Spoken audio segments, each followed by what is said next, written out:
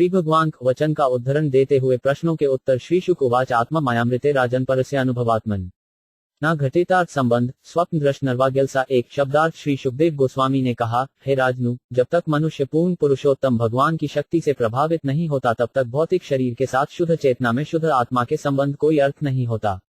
ऐसा संबंध स्वप्न देखने वाले द्वारा अपने ही शरीर को कार्य करते हुए देखने के समान है। तात्पर्य, महाराज परीक्षित के इस प्रश्न का कि भौतिक देह तथा मन से पृथक होते हुए भी जीवात्मा ने किस प्रकार भौतिक जीवन प्रारंभ किया, यहाँ पर सही उत्तर दिया गया है। आत्मा जीवन के भौतिक बोध से पृथक है, किंतु भगवान की बहिरंगा शक्ति, जिसे आत्माया कहते हैं, उसके द्वारा प्रभावित होने से वह ऐसे भौतिक बोध में लीन रहता है। इसकी व्याख्या प्रथम अध्याय में व्यासदेव द्वारा भगवान के साक्षात्कार तथा उनको बहिरंगा शक्ति के प्रसंग में पहले की जा चुकी है। बहिरंगा शक्ति का नियंत्रण भगवान द्वारा होता है और जीवात्माएं भगवान की इच्छा द्वारा इस बहिरंगा शक्ति से नियंत्रित होती हैं। अतः अपनी शुद्ध अवस्था में यद्यपि जब आत्मा नितांत सचता रहता है, किंतु भगवान की बहिरंगा शक्ति द्वारा प्रभावित होने से वह भगवान की इच्छा के अधीन रहता है। भगवद गीता 15.15 में भी इस तथ्य की पुष्टि की गई है। भगवान प्रत्येक जीवात्मा के हृदय में स्थित हैं और जीवात्मा की सारी चेतना तथा विस्मृति भगवान द्वारा प्रभावित है। अब जो दूसरा प्रश्न उठता है वह यह है कि भगवान जीवात्मा की चेतना तथा विस्मृति को इस प्रकार क्यों प्रभावित करते हैं। इसका उत्तर यह है कि भगवान की यह इच्छा है कि प्रत्येक जीवात्मा भगवान के अंश रूप शुद्ध चेतना में रहे और भगवान की प्रेमाभक्ति में लगा रहे, क्योंकि वह स्वभावत इसीलिए बना है। किंतु जीवात्मा अंशत स्वतंत्र भी है, अतः वह भगवान की सेवा करना नहीं भी चाह सकता और भगवान की ही तरह स्वतंत्र रहने का प्रयास कर सकता है। समस्त अभक्त जीवात्माएं भगवान के ही समान शक्तिमान बनना चाहती हैं, यद्यपि वे इस योग्य नहीं हैं।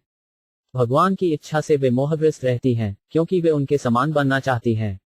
जैसे कोई व्यक्ति आवश्यक पात्रता के बिना राजा बनना चाहे, उसी प्रकार जब जीवात्मा स्वयं भगवान बनना चाहता है तो वह स्वप्नावस्था को प्राप्त होता है, जिसमें वह अपने को राजा मानता है। अतः जीवात्मा की पहली पापपूर्ण इच्छा है कि वह भगवान बन जाए। फलस्वरूप भगवान की इच्छा होती है कि जीवात्मा अपने वास्तविक जीवन को भूलकर स्वप्नलोक में विचरण करने लगे, जहां वह अपने को भगवान के तुल्य माने। बालक अपनी माता से चांद लाने के लिए हट करता है और माता उसका रोना बंद कराने के लिए उसे दर्पण दे देती है, जिससे वह चंद्रमा के प्रतिबिंब को देख सके। अतः भगवान अपने रोते बालक को भौतिक जगत रूपी प्रतिबिंब प्रदान करते हैं, जिस पर कर्मी के रूप में वह नित्व दिखाता है और ऊबकर इसका परित्याग करके ईश्वर के साथ एकाकार होना चाहता है। ये दोनों ही अवस्थाएं स्वप्निल मोह हैं। इसे जानने के लिए इतिहास को खोजने की आवश्यकता नहीं कि जीवात्मा ने सबसे पहले कब ऐसी इच्छा की, किंतु वास्तविकता तो यह है कि ज्यों ही उसने ऐसी इच्छा की, वह भगवान के निर्देशन में माया के वशीभूत कर दिया गया। अतः भौतिक अवस्था में जीवात्मा झूठा स्वप्न देखता है कि यह मैं हूं और यह मेरा है। बद्धजीव स्वप्नवश अपने भौतिक शरीर को मैं सोचता है अथवा अपने को झूठे ही भगवान मानने लगता है और इस भौतिक शरीर से जो भी संबंधित है वह मेरा है। इस तरह मैं तथा मेरा को भ्रांत धारणा जन्म जन्मांतर तक केवल स्वप्न में ही बनी रहती है।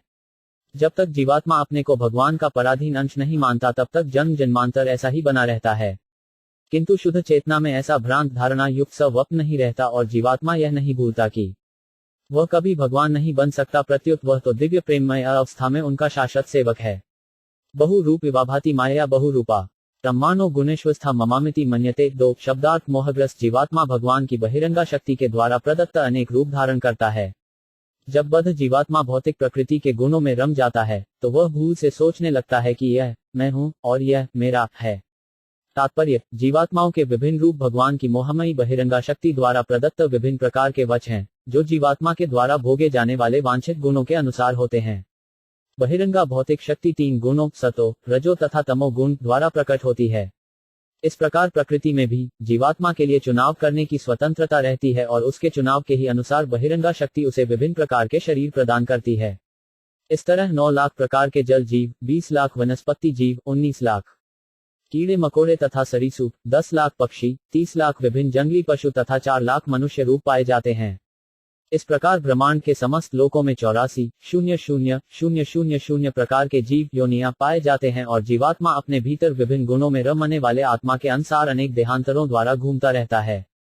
यहाँ तक कि एक ही शरीर में जब आत्मा बालपन से लड़कपन और लड़कपन से युवावस्था, फिर युवावस्था से बुढ़ापा और बुढ़ापे से अपने कर्म के अनुसार अन्य शरीर में परिवर्तित होता है। जीवात्मा अपनी निजी इच्छा से शरीर कल्पित करता है और बहिरंगा शक्ति उसे वह रूप प्रदान करती है जिसका वह पूरी तरह से भोग कर सके। चीते की इच्छा अन्य पशु का रक्तपान करने की थी, अतः बहिरंगा शक्ति ने उसे सुविधा संपन्न चीते का शरीर प्रदान किया जिससे वह अन्य पशुओं का रक्तपान कर सके। इस प्रकार जो जीवात्मा उच्च लोक में देवता का शरीर पाना चाहता है उसे ईश्वर को कृपा से जैसा शरीर मिल सकता है, और यदि वह बुद्धिमान है तो भगवान के साहचर्य के लिए आध्यात्मिक शरीर पाने की इच्छा कर सकता है और उसे वह प्राप्त हो जाता है। अतः जीवात्मा को जो थोड़ी बहुत स्वतंत्रता प्राप्त है उसका उपयोग पूर्ण रूपेण किया जा सकता है, और ईश्वर इतने दयालु हैं कि वह मनुष्य को इच्छित शरीर प्रदान करते हैं। जीवात्मा की इच्छा पूर्ति सुनहले पर्वत का स्वप्न देखने के समान है। मनुष्य जानता है कि पर्वत क्या है और वह यह भी जानता है कि स्वर्ण क्या होता है। कर्नतु मात्र इच्छावश वह सुनहले पर्वत का सपना देखता है, और जब सपना टूटता है तो अपने सामने कुछ और ही पाता है। उसके समक्ष न तो सोनाहता है न पर्वत, सुनहले पर्वत की बात तो कोसों दूर रह जाती है। भौतिक जगत में जीवात्माओं की विभिन्न स्थितियां विविध शारीरिक रूप में मैं तथा मेरा भ्रांत धारणाओं के कारण हैं। कर्मी इस जगत को मेरा रूप में सोचता है और ज्ञानी सोचता है मैं ही सब कच्छा हूँ। राजनीति, समाज विज्ञान, परोपकार, परार्थवाद आदि की सारी धारणा बद्ध जीवों की इसी मैं तथा मेरी की भ्रांत धारणा पर आधारित है, जो भौतिक जीवन के भोग की प्रबल इच्छा से जन्य है। समाजवाद, राष्ट्रवाद, पारिवारिक प्रेम आदि विभिन्न विचारधाराओं के अंतर्गत शरीर और शरीर के जन्मस्थान से आत्मा का संबंध मानना जीवात्मा द्वारा असली स्वभाव के भूल जाने के कारण है। मोहग्रस्त जीवात्मा की यह सारी भ्रांत धारणा शुकदेव गोस्वामी तथा महाराज परीक्षित की संगति करके ही दूर की जा सकती है, जैसा कि श्रीमद् भागवत में कहा गया है। यही वाव महिम्नि स्वे परस्मिन कालमायो प्रमेत गत सम्मोहत्यक्तमोंडस्ते तदोभयम 3 शब्दार्थ जैसे ही जीवात्मा अपनी स्वाभाविक महिमा में स्थित हो जाता है और काल तथा माया से गुणातीत हो जाता है, वैसे ही वह जीवन की दोनों भ्रांत धारणाओं मैं तथा मेरा को त्याग देता है और शुद्ध आत्मस्वरूप में प्रकट हो जाता है। तात्पर्य, मैं तथा मेरा जीवन के ये दो भाव दो श्रेणियों के मनुष्यों में प्रकट होते हैं। निम्न अवस्था में मेरा भाव प्रमुख रहता है और उच्चतर अवस्था में मैं का भाव। पशुओं में मेरा भाव कुत्तों तथा बिल्लियों तक में देखा जा सकता है, जो इसी मेरा भाव की भ्रांति के अंतर्गत परस्पर लड़ते रहते हैं। मानव जीवन की निम्न अवस्था में भी यही भाव, यह मेरा शरीर है, यह मेरा परिवार है, यह मेरी जाति है, यह मेरा राष्ट्र है, यह मेरा देश है, इत्यादि रूपों में उभरता है। चिंतन की उच्च अवस्था में यही मेरा को भ्रांत धारणा मैं हूँ अथवा मैं ही सब कुछ हूँ रूप में बदल जाती है। मनुष्यों की नाना श्रेणियां हैं जो मैं और मेरे को विभिन्न रूपों में ग्रहण करती हैं, किंतु मैं की वास्तविक महत्ता का बोध तभी होता है जब मनुष्य को चेतना हो कि मैं भगवान का शाश्वत दास हूँ। यही शुद्ध चेतना है और सारा वैदिक साहित्य हमें जीवन के इसी भाव की शिक्षा देता है। मैं भगवान हूँ या मैं परब्रह्म हूँ की भ्रांत धारणा मेरे की धारणा से भी अधिक घातक है। यद्यपि वैदिक साहित्य में कहीं कहीं ऐसे निर्देश हैं कि मनुष्य अपने को भगवान के समरूप समझे, किंतु इसका अर्थ यह तो नहीं होता कि वह सभी प्रकार से भगवान के ही समान हो जाता है। निस्संदेह अनेक बातों में जीवात्मा तथा भगवान में एक रूपता है, किंतु जीवात्मा अंततः भगवान का अधीन होता है और स्वाभाविक दृष्टि से वह भगवान को इंद्रियों की तुष्टि के निमित्त बना है। इसीलिए भगवान बद्ध जीव को अपनी शरण में बुलाते हैं। यदि जीवात्माएं परम इच्छा के अधीन न होती तो उन्हें शरण में आने के लिए क्यों कहा जाता। यदि जीव सभी प्रकार से ईश्वर के समकक्ष होता तो फिर वह माया के अधीन क्यों रखा गया है। हम इसकी व्याख्या कई बार कर चुके हैं कि भौतिक शक्ति माया भगवान का द्वारा नियंत्रित है। भगवद गीता 9.10 में माया के ऊपर भगवान की नियामक शक्ति की पुष्टि की गई है। क्या कोई जीवात्मा जो अपने को परमेश्वर के समकक्ष मानता है माया को वश में कर सकता है? मूर्ख, मैं जवाब देगा कि भविष्य में वह कर सकता है। यदि यह मान लिया जाए कि भविष्य में वह ऐसा कर सकेगा तो फिर वह अभी माया के वश में क्यों है। भगवद गीता का कथन है कि परमेश्वर की शरण में जाकर के मनुष्य माया के वश से मुक्त हो सकता है, किंतु यदि वह समर्पण नहीं करता तो फिर जीवात्मा माया से कभी भी पार नहीं पा सकता। अतः मनुष्य को चाहिए कि भक्ति के अभ्यास से अथवा भगवान की दिव्य प्रेमाभक्ति में हरता से स्थित रहकर मैं को भ्रांति को त्यागे। बिना किसी काम धंधे या नौकरी के गरीब मनुष्य जीवन में अनेक कष्ट भोगता रहता है, किंतु सौभाग्यवश यदि उसे सरकारी नौकरी मिल जाती है तो वह तुरंत सुखी हो जाता है। सभी शक्तियों के नियामक भगवान की श्रेष्ठता को अस्वीकार करने में कोई लाभ नहीं, किंतु मनुष्य को चाहिए वह अपने को भगवान का शाश्वत दास मानते हुए अपनी स्वाभाविक महिमा को प्राप्त करे। बद्ध जीवन में जीवात्मा माया का दास रहता है, किंतु मुक्त अवस्था में वह भगवान का शुद्ध अकिंचन दास रहता है। भगवान की सेवा करने के लिए आवश्यक है कि प्रकृति के गुणों से अप्रभावित रहा जाए। जब तक मनुष्य मनोरथों का दास है वह मैं तथा मेरा के रोग से पूर्ण रूप से मुक्त नहीं हो सकता। परम सत्य माया की शक्ति के द्वारा दूषित नहीं होता, क्योंकि वही उस शक्ति का नियमता है। आपेक्षिक सत्य माया से आवृत हो सकते हैं, किंतु जब कोई परम सत्य का साक्षात्कार कर रहा होता है तो सर्वोत्तम उद्देश्य की पूर्ति होती है। जिस तरह सूर्य को समक्ष देखने पर सिर के ऊपर आकाश में सूर्य प्रकाश से पूर्ण रहता है, किंतु जब वह दृश्य आकाश में नहीं दिखता तो अंधकार छा जाता है। इसी प्रकार जब मनुष्य परमेश्वर के समक्ष होता है तो उसके सारे मोह नष्ट हो जाते हैं, और जो उनके समक्ष नहीं होता वह माया के अंधकार में रहता है। इसकी पुष्टि भगवद गीता 14.26 में इस प्रकार हुई है, माच योग विचारेण भक्ति योगेन सेवते स गुणास्मति त्यतांत्रमभुयाय कल्पते। अतः मनुष्य को चाहिए कि निष्ठापूर्वक भगवान का पूजन, भगवान की महिमा का गायन सुपात्र से, न कि पेशेवर मनुष्य से, प्रत्युत किसी भागवत व्यक्ति से श्रीमद् भागवत का श्रवण तथा शुद्ध भक्तों की संगति करके इस प्रकार भक्ति योग के विज्ञान को गंभीरता से ग्रहण करे। उसे मैं या मेरा की भ्रांतियों से गुमराह नहीं होना चाहिए। कर्मियों को मेरा भाव प्रिय है तो ज्ञानियों को मैं भाव, और ये दोनों ही माया के बंधन से मुक्त होने के योग्य नहीं है। श्रीमद् भागवत तथा मुख्यतः भागवत गीता ये दोनों मनुष्य को मैं तथा मेरा की भ्रांति से उबारने के लिए हैं, और श्री व्यासदेव ने इन दोनों को पतित आत्माओं की मक्ति के लिए ही लिखा है। जीवात्मा को ऐसी दिव्य स्थिति में रहना चाहिए जहां काल तथा माया का वश न चले। बद्ध जीवन में जीवात्मा को भूत, वर्तमान तथा भविष्य काल के सपनों द्वारा प्रभावित होना पड़ता है। चिंतक ज्ञान के अनुशीलन द्वारा तथा अहंकार को जीत करके भविष्य चिंतन द्वारा वासुदेव या परमेश्वर बनकर काल पर विजय पाना चाहता है, किंतु यह विधि परिपूर्ण नहीं है। सही विधि तो यह है कि भगवान वासुदेव को हर प्रकार से परमेश्वर मान लिया जाए, और ज्ञान के अनुशीलन की परम सिद्धि यह है कि भगवान की शरण में जाया जाए, क्योंकि वे ही हर वस्तु के स्रोत हैं। केवल इसी भाव में मैं तथा मेरा की भ्रांति से छुटकारा मिल सकता है। श्रीमद् भागवत तथा भगवद गीता दोनों ही इसकी पुष्टि करते हैं। श्री व्यासदेव ने अपने महान ग्रंथ ओमद भागवत द्वारा मोहग्रस्त जीवात्माओं के लिए आत्मतत्व तथा भक्तियोग विधि में विशिष्ट योगदान किया है। बद्ध जीव को चाहिए कि वह इस महान ज्ञान का पूरा लाभ उठाए। आत्मतत्व विशुद्धं यदा भगवान ऋतम ब्रह्मणे दर्शयन रूपमगली व्रताहत। 4 शब्दार्थ है। राजन, भगवान ने ब्रह्मा जी की भक्तियोग की निष्कपट तपस्या से अत्यंत प्रसन्न होकर उनके समक्ष अपना शाश्वत दिव्य रूप प्रकट किया, और बद्ध जीव की शुद्धि के लिए यही परम लक्ष्य भी है। तात्पर्य, आत्म तत्व ईश्वर तथा जीवात्मा दोनों ही का विज्ञान है। परमेश्वर तथा जीवात्मा दोनों ही आत्मा कहलाते हैं। परमेश्वर परमात्मा कहलाते हैं और जीवात्मा आत्मा, ब्रह्म या जीव कहलाता है। परमात्मा तथा जीव भौतिक शक्ति माया से परे होने के कारण आत्मा कहलाते हैं। अतः शुकदेव गोस्वामी ने इस श्लोक की व्याख्या परमात्मा तथा जीवात्मा दोनों के सत्य की शुद्धि के उद्देश्य से की है। साधारणतया लोगों की इन दोनों के बारे में बहुत सी मिथ्या धारणाएं हैं। जीवात्मा की भ्रांत धारणा भौतिक शरीर को शुद्ध आत्मा के रूप में पहचानना है, और परमात्मा के बारे में भ्रांत धारणाओं से जीवात्मा के समकक्ष मानना है। किंतु ये दोनों भ्रांतियां भक्तियोग के एक ही प्रहार से ध्वस्त हो सकती हैं। जिस प्रकार सूर्य के प्रकाश में सूर्य तथा सूर्य प्रकाश के नीचे का सारा लोक दिखाई पड़ने लगता है। अंधकार में न तो कोई सूर्य को देख पाता है, न अपने आप को और न ही जगत को, किंतु सूर्य के प्रकाश में वह सूर्य को, अपने आप को तथा अपने चारों ओर के जगत को देख सकता है। अतः श्री शुकदेव गोस्वामी कहते हैं कि इन दोनों भ्रांतियों को हटाने के लिए भगवान ने ब्रह्मा के भक्तियोग के निष्कपट प्रण से प्रसन्न होकर उन्हें अपने शाश्वत रूप का दर्शन दिया। भक्तियोग के अतिरिक्त आत्म तत्व को जानने की कोई भी विधि अंततः भ्रम सिद्ध होगी। भगवद गीता में भगवान कहते हैं कि केवल भक्तियोग का द्वारा उन्हें पूर्ण रूप से जाना जा सकता है, और तब आत्म तत्व में प्रवेश संभव है। भक्तियोग संपन्न करने में ब्रह्मा जी ने कठिन तपस्या की थी, अतः वे भगवान के दिव्य रूप को देख पाए। उनका दिव्य रूप 100% आध्यात्मिक है, और शुद्ध भक्तियोग में समुचित तपस्या के बाद दिव्य दृष्टि से ही उनका दर्शन किया जा सकता है। ब्रह्मा के समक्ष जो रूप प्रकट हुआ था वह इस भौतिक संसार में हमारे द्वारा अनुभव किया जाने वाला रूप नहीं था। ब्रह्मा जी ने उतनी कठिन तपस्या ऐसे भौतिक रूप के साक्षात्कार के लिए नहीं की थी। अतः महाराज परीक्षित द्वारा पूछे गए प्रश्न का उत्तर मिल जाता है। भगवान सच्चिदानंद स्वरूप अर्थात शाश्वत ज्ञान से परिपूर्ण और आनंद से परिपूर्ण है, किंतु जीवात्मा का भौतिक रूप न तो सत है, न चित और न आनंद ही। यही भगवान के रूप तथा बद्ध जीव के रूपों में अंतर है। किंतु बद्ध जीव अपना चिदानंद रूप भक्तियोग द्वारा भगवान का दर्शन करके पुनः प्राप्त कर सकता है।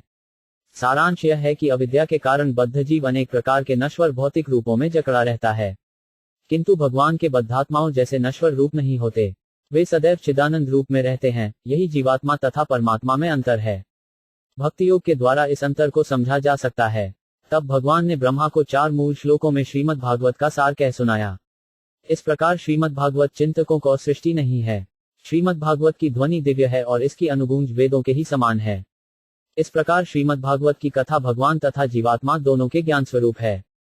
श्रीमद् भागवत का नियमित पाठ करना या उसका श्रवण करना भी भक्ति योग की साधना है और श्रीमद् भागवत की संगति मात्र से बड़ी सिद्धि पता हो सकती है। शुकदेव गोस्वामी तथा महाराज परीक्षित दोनों ने श्रीमद् भागवत के माध्यम से सिद्धि प्राप्त की। स आदि देवो जगता परो गुरु स्वतृष्ण्य माथाय से शिक्षेक्षत तान नाधिगच्छद हश्मत सम्मतान प्रपज्ञ निर्माण विधिया भवेत। 5 शब्दार्थ। प्रथम, गुरु एवं ब्रह्मांड के सर्वश्रेष्ठ जीव होते हुए भी ब्रह्मा जी अपने कमल आसन के स्रोत का पता न लगा सके और जब उन्होंने भौतिक जगत की सृष्टि करनी चाही तो वे यह भी न जान पाए कि किस दिशा से यह कार्य प्रारंभ किया जाए, न ही ऐसी सृष्टि करने के लिए कोई विधि ही ढूंढ पाए। तात्पर्य, यह श्लोक भगवान के रूप तथा धाम की दिव्य प्रकृति की व्याख्या की प्रस्तावना है।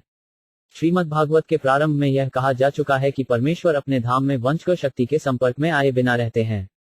अतः भगवान का धाम कल्पना न होकर एक भिन्न दिव्य लोकों का क्षेत्र है जिसे वैकुंठ कहते हैं। इस अध्याय में इसकी भी व्याख्या की जाएगी। इस भौतिक आकाश से बहुत ऊपर पर व्योम का ज्ञान तथा उम्म की सारी सामग्री की जानकारी भक्तियोग के द्वारा संभव है। ब्रह्मा जी ने भक्तियोग के बल पर ही सृष्टि करने की शक्ति प्राप्त की थी।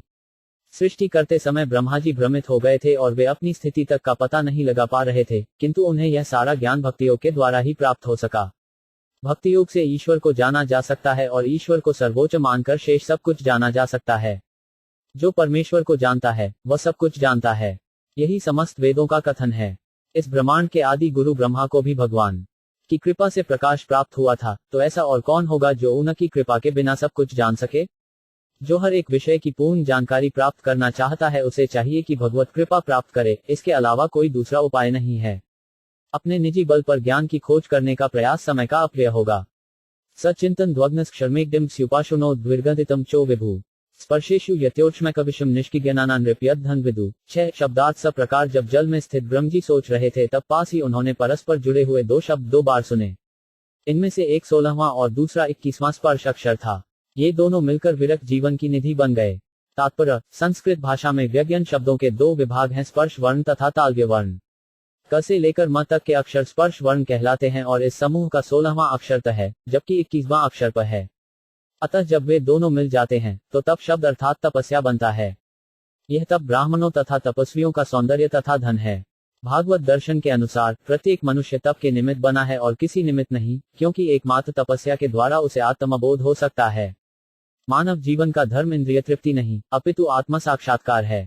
यह तप सृष्टि के आदि काल से ही चला आ रहा है और सर्वप्रथम परमगुरु ब्रह्मा जी ने इसे ग्रहण किया था। तपस्या के ही द्वारा मनुष्य को मानव जीवन का लाभ प्राप्त हो सकता है, पशु जीवन की दिखलावटी सभ्यता से नहीं। पशु खाने पीने तथा मजा डिड़ाने द्वारा इंद्रिय तृप्ति के अतिरिक्त कुछ भी नहीं जानता, किंतु मनुष्य का जन्म तपस्या करके भगवान के धाम वापस जाने के लिए हुआ है।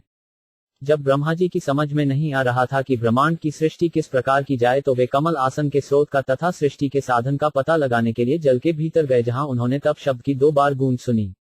तप के पद को ग्रहण करना जिज्ञासु का मानो दूसरा जन्म हो। यहाँ पर उपासनोत शब्द अत्यंत सार्थक है। यह उपनयन के समान है, अर्थात तप के मार्ग पर शिष्य को गुरु के समीप लाने के समान है। अतः ब्रह्मा जी को श्री कृष्ण ने दीक्षा दी और इसकी पुष्टि स्वयं ब्रह्मा जी ने अपनी कृति ब्रह्म संहिता में की है। ब्रह्म संहिता में प्रत्येक श्लोक में ब्रह्मा जी ने गोविंदमादि पुरुषोत्तम भरजामी स्तुति की है।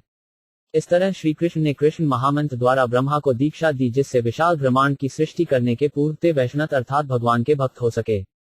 ब्रह्म संहिता में उल्लेख है कि ब्रह्मा जी को 18 अक्षर वाले कृष्ण मंत्र में दीक्षित किया गया, जिसे प्रायः कृष्ण के समस्त भक्त स्वीकार करते हैं। हम उसी सिद्धांत का पालन करते हैं, क्योंकि हमारा ब्रह्म संप्रदाय से संबंध है, जो सीधे ब्रह्मा से नारद, नारद से व्यास, व्यास से मध्वमुनि, मध्वमुनि से माधवेंद्रपुरी तथा माधवेंद्रपुरी से ईश्वरपुरी, ईश्वरपुरी से भगवान चैतन्य और क्रमशः हमारे गुरु भगवत कृपामूर्ति भक्ति सिद्धांत सरस्वती की शिष्य परंपरा में है। इस प्रकार जो मनुष्य शिष्य परंपरा में दीक्षित होता है उसे वैसा ही फल या सृष्टि करने की शक्ति प्राप्त होती है। क मनारहित भगवत भक्त के लिए इस पवित्र मंत्र का जप ही एकमात्र आसरा है। केवल ऐसी तपस्या से भगवत भक्त ब्रह्मा जी के समान सारी सिद्धियां प्राप्त कर लेता है। निशम्य तत्थक्तु देहक्ष्या दिशों विलोक्य तत्रान्यत पश्यमान स्वथिष्ण्यमाथाय विमृश्य तद्विद्वितम तपस्युपादिष्ट इवात्थे मन। 7 शब्दार्थ। जब उन्होंने वह ध्वनि सुनी तो वे ध्वनिकर्ता को चारों ओर ढूंढने का प्रयास करने लगे, किंतु जब वे अपने अतिरिक्त किसी को न पा सके तो उन्होंने कमल आसन पर एहड़तापूर्वक बैठ जाना और आदेशानुसार तपस्या करने में ध्यान देना ही श्रेयस्कर समझा। तात्पर्य, जवन में सफलता प्राप्त करने के लिए ब्रह्म जी के उदाहरण का अनुसरण करना चाहिए, क्योंकि वे सृष्टि के आदि प्राणी हैं। परमेश्वर द्वारा तपस्या में दीक्षित किए जाने पर उन्होंने तपस्या करने का संकल्प किया और अपने चारों ओर अपने सिवा अन्य किसी को न पाकर वे ठीक ही समझ सके कि वह ध्वनि स्वयं भगवान ने की थी। उस समय ब्रह्मा बिल्कुल अकेले थे, क्योंकि तब कोई सृष्टि नहीं हुई थी और न उनके अतिरिक्त वहां अन्य कोई था। श्रीमद् भागवत के प्रथम स्कंद के प्रथम अध्याय के प्रथम श्लोक में ब्रह्मा को श्री भगवान ने अंतःकरण से ही दीक्षा दी थी। भगवान प्रत्येक जीवात्मा के भीतर परमात्मा के रूप में स्थित हैं और उन्होंने ब्रह्मा को इसलिए दीक्षित किया क्योंकि वे दीक्षा लेने के लिए इच्छुक थे। इसी प्रकार जो भी दीक्षा लेने का इच्छुक हो उसे भगवान दीक्षा दे सकते हैं। जैसा कि बताया जा चुका है, ब्रह्मा इस ब्रह्मांड के आदि गुरु हैं और चूंकि स्वयं भगवान ने उन्हें दीक्षा दी थी, अतः श्रीमद् भागवत की कथा शिष्य परंपरा से चली आ रही है। इसीलिए श्रीमद् भागवत को वास्तविक कथा संदेश प्राप्त करने के लिए मनुष्य को चाहिए कि शिष्य परंपरा से चले आ रहे गुरु के पास जाए, फिर उस परंपरा में योग्य गुरु से दीक्षित होकर उसे भक्ति करने के लिए तपस्या में रत हो जाना चाहिए। किंतु उसे अपने आप को ब्रह्मा के समान समझकर सीधे भगवान द्वारा अंतःकरण से दीक्षा दिए जाने की बात नहीं सोचनी चाहिए, क्योंकि इस युग में कोई भी व्यक्ति ब्रह्मा के समान शुद्ध नहीं माना जा सकता। ब्रह्मांड सृष्टि के लिए ब्रह्मा पद का भार सर्वाधिक शुद्ध जीव को सौंपा जाता है और जब तक वह उतना ही योग्य न हो उसे ब्रह्मा के समान नहीं माना जा सकता। किंतु उसे वैसी ही सुविधाएं भगवान के शुद्ध भक्तों द्वारा, शाखत्रों के आदेशों द्वारा, जैसा कि विशेष रूप से भगवद गीता तथा श्रीमद् भागवत में प्रकट हैं, तथा प्रामाणिक गुरु द्वारा प्राप्त हो सकती हैं। जो मनुष्य हृदय से भगवान की सेवा में निष्ठा रखता है, उसके समक्ष भगवान स्वयं गुरु रूप में प्रकट होते हैं। अतः उस प्रामाणिक गुरु को, जो दैववश निष्ठावान शिष्य को प्राप्त होता है, भगवान का सबसे विश्वासपात्र तथा प्रिय प्रतिनिधि मानना चाहिए। यदि कोई व्यक्ति ऐसे प्रामाणिक गुरु के निर्देशन में रहता है, तो यह निस्संदेह समझना चाहिए कि उसे भगवत कृपा प्राप्त हो गई है। दिव्यम सहस्त्राब्द दर्शनो जितानिलामा विजित भयेन्द्रिय अतप्यत स्माखिल लोकतापल तपस्पियांस्पता समाहित 8 शब्दार्थ। ब्रह्मा जी ने देवताओं की गणना के अनुसार 1000 वर्षों तक तपस्या की। उन्होंने आकाश से यह दिव्य अनुभूति सुनी और इसे ईश्वरीय मान लिया। इस प्रकार उन्होंने अपनी इंद्रियों तथा मन को वश में किया। उन्होंने जो तपस्या की वह जीवात्माओं के लिए महान शिक्षा बन गई। इस प्रकार ब्रह्मा जी तपस्वियों में महानतम माने जाते हैं। तात्पर्य, ब्रह्मा जी ने तप की रहस्यमय ध्वनि सुनी, किंतु वे यह नहीं देख पाए कि इसको कौन उच्चारित कर रहा है। फिर भी उन्होंने इस आदेश को उपयोगी समझकर स्वीकार कर लिया और वे 1000 दिव्य वर्षों तक तपस्या करते रहे। एक दिव्य वर्ष हमारे 66,30,712 प्रतिशत 1000 वर्षों के तुल्य होता है। ध्वनि को स्वीकार करने का मूल कारण यह था कि उनमें भगवान विषयक विशुद्ध दृष्टि थी और इस सही दृष्टि के कारण उन्होंने भगवान तथा भगवान के आदेश में कोई अंतर नहीं माना। भले ही भगवान स्वयं उपस्थित न हो, किंतु उनमें तथा उनकी ध्वनि में कोई अंतर नहीं होता। ईश्वर को जानने को सर्वोत्तम विधि यही है कि ऐसे ईश्वरीय आदेश को शिरोधार्य कर लिया जाए और ब्रह्मा, जो हर एक के आदि गुरु हैं, दिव्य ज्ञान प्राप्त करने की इस विधि के जते जागते उदाहरण हैं। दिव्य ध्वनि की शक्ति कभी क्षीण नहीं होती, क्योंकि ध्वनिकर्ता ओझल रहता है। अतः श्रीमद् भागवत या भगवद गीता या संसार के किसी अन्य शास्त्र को कभी भी दिव्य शक्ति से विहीन सामान्य संसारी ध्वनि वाणी नहीं समझना चाहिए। मनुष्य को इस दिव्य ध्वनि को उपयुक्त स्रोत से प्राप्त करके उसे सत्य मानकर बिना किसी हिचक के आदेश के तौर पर पालन करना होता है। सफलता का रहस्य यही है कि प्रामाणिक गुरु से अर्थात उपयुक्त स्रोत से ध्वनि ग्रहण की जाए। संसारी कृत्रिम ध्वनि में शक्ति नहीं होती, अतः अप्रामाणिक व्यक्ति से प्राप्त तथाकथित दिव्य ध्वनि में कोई शक्ति नहीं होती। ऐसी दिव्य शक्ति को जान लेने की योग्यता होनी चाहिए और जिसे अपने विवेक से या कि भाग्य से गुरु द्वारा यह दिव्य ध्वनि प्राप्त हो सके, समझिए कि उसकी मुक्ति का मार्ग प्रशस्त हो गया। किंतु शिष्य को गुरु के आदेश का पालन करने के लिए उद्यत रहना चाहिए, जिस प्रकार ब्रह्मा जी ने अपने प्रामाणिक गुरु साक्षात भगवान के आदेश का पालन किया था। शिष्य का एकमात्र कर्तव्य है कि वह प्रामाणिक गुरु का आदेश माने और प्रामाणिक गुरु के आदेश का पूर्ण श्रद्धा सहित पालन करना ही सफलता का रहस्य है। ब्रह्मा जी ने अपनी दोनों प्रकार की इंद्रियों, कर्मेंद्रियों तथा ज्ञानेंद्रियों पर नियंत्रण प्राप्त किया, क्योंकि इनका उपयोग भगवान के आदेश पालन में करना था। अतः इंद्रियों के नियंत्रण का अर्थ है उन्हें भगवान को दिव्य सेवा में लगाना। भगवान का आदेश तो प्रामाणिक गुरु के माध्यम से शिष्य परंपरा में अवतरित होता है, अतः प्रामाणिक गुरु के आदेश के पालन का अर्थ है इंद्रियों को सचमुच नियंत्रित करना। पूर्ण श्रद्धा तथा निष्ठा के साथ ऐसी तपस्या करके ब्रह्मा जी इतने शक्तिसंपन्न बन सके कि वे ब्रह्मांड के सृष्टा हो गए। ऐसी शक्ति प्राप्त करने के कारण ही उन्हें तपस्वियों में सर्वश्रेष्ठ कहा जाता है। तस्मै स्वलोक भगवान सभाजित संदर्शयामास पर न यत्परम व्यपेत सत्क्लेश विमोह साध्वस्व दृष्टवधिर पुरुषैर्विष्ठितम। 9 शब्दार्थ। श्री भगवान ने ब्रह्मा जी की तपस्या से अत्यधिक प्रसन्न होकर उन्हें समस्त लोकों में श्रेष्ठ अपने निजी धाम वैकुंठ लोक को दिखलाया। यह दिव्य लोक उन समस्त स्वरूप सिद्ध व्यक्तियों द्वारा पूजित है, जो समस्त प्रकार के क्लेशों तथा सांसारिक भय से सर्वथा मुक्त हैं। तात्पर्य, ब्रह्मा जी ने जो तप कष्ट सहे, वे निश्चय ही भक्ति की श्रेणी में थे। अन्यथा ब्रह्मा को स्वलोकम अर्थात भगवान का निजी धाम वैकुंठ लोक न दिखता। भगवान का स्वलोक अर्थात वैकुंठ न तो काल्पनिक है न भौतिक जैसा कि निर्विशेषवादी सोचते हैं, किंतु भगवान के इन दिव्य धामों को प्राप्ति भक्ति द्वारा ही संभव है और इस प्रकार भक्त लोग ही इन धामों में प्रवेश करते हैं। निस्संदेह तप करना कष्टप्रद है, किंतु भक्ति योग साधना में जो कष्ट सहे जाते हैं वे आरंभ से ही दिव्य आनंद प्रदान करने वाले होते हैं। किंतु आत्म साक्षात्कार की अन्य विधियों ज्ञान योग ध्यान योग इत्यादि में तप का कष्टदायी होता है, उससे अंततः कष्ट ही मिलता है और वैकुंठ की प्राप्ति नहीं हो पाती। दानों से रहित भूसी को चबाने से क्या लाभ। इसी प्रकार आत्म साक्षात्कार के लिए भक्ति योग के अतिरिक्त अन्य किसी प्रकार की कष्टप्रद तपस्या करने से कोई लाभ नहीं है। भक्ति योग साधना श्री भगवान के उदर से निकले कमल पर आसन जमाने के समान है, क्योंकि ब्रह्मा जी उसी पर आसीन थे। ब्रह्मा जी भगवान को प्रसन्न कर सके और भगवान ने भी प्रसन्न होकर उन्हें अपना धाम दिखलाया। श्री जीव गोस्वामी ने श्रीमद् भागवत की क्रम संदर्भ नामक अपनी टीका में गर्ग उपनिषद से वह उद्धरण दिया है जिसमें कहा गया है कि याज्ञवल्क्य ने गागी से भगवान के दिव्य लोक के विषय में वर्णन किया और बताया यह लोक तदीयान के सर्वोच्च लोक ब्रह्मलोक के ऊपर स्थित है। भगवान का यह धाम अल्पज्ञानियों के लिए गुत्थी बना रहता है, यद्यपि भगवद गीता तथा श्रीमद् भागवत जैसे ग्रंथों में इसका वर्णन हुआ है। यहाँ पर स्वनवरित शब्द महत्वपूर्ण है। जो वास्तव में स्वरूप सिद्ध है वही अपने दिव्य स्वरूप को समझ पाता है। स्व तथा परमेश्वर का निर्विशेष साक्षात्कार पूर्ण नहीं है, क्योंकि संसारी व्यक्तियों का यह विरोधी विचार है। भगवान तथा भगवत भक्त सभी दिव्य हैं, उनके कोई भौतिक शरीर नहीं होता। भौतिक शरीर में 5 प्रकार के क्लेशों का आवरण रहता है, ये हैं अविद्या, भौतिक बोध, आसक्ति, घृणा तथा अवशोषण।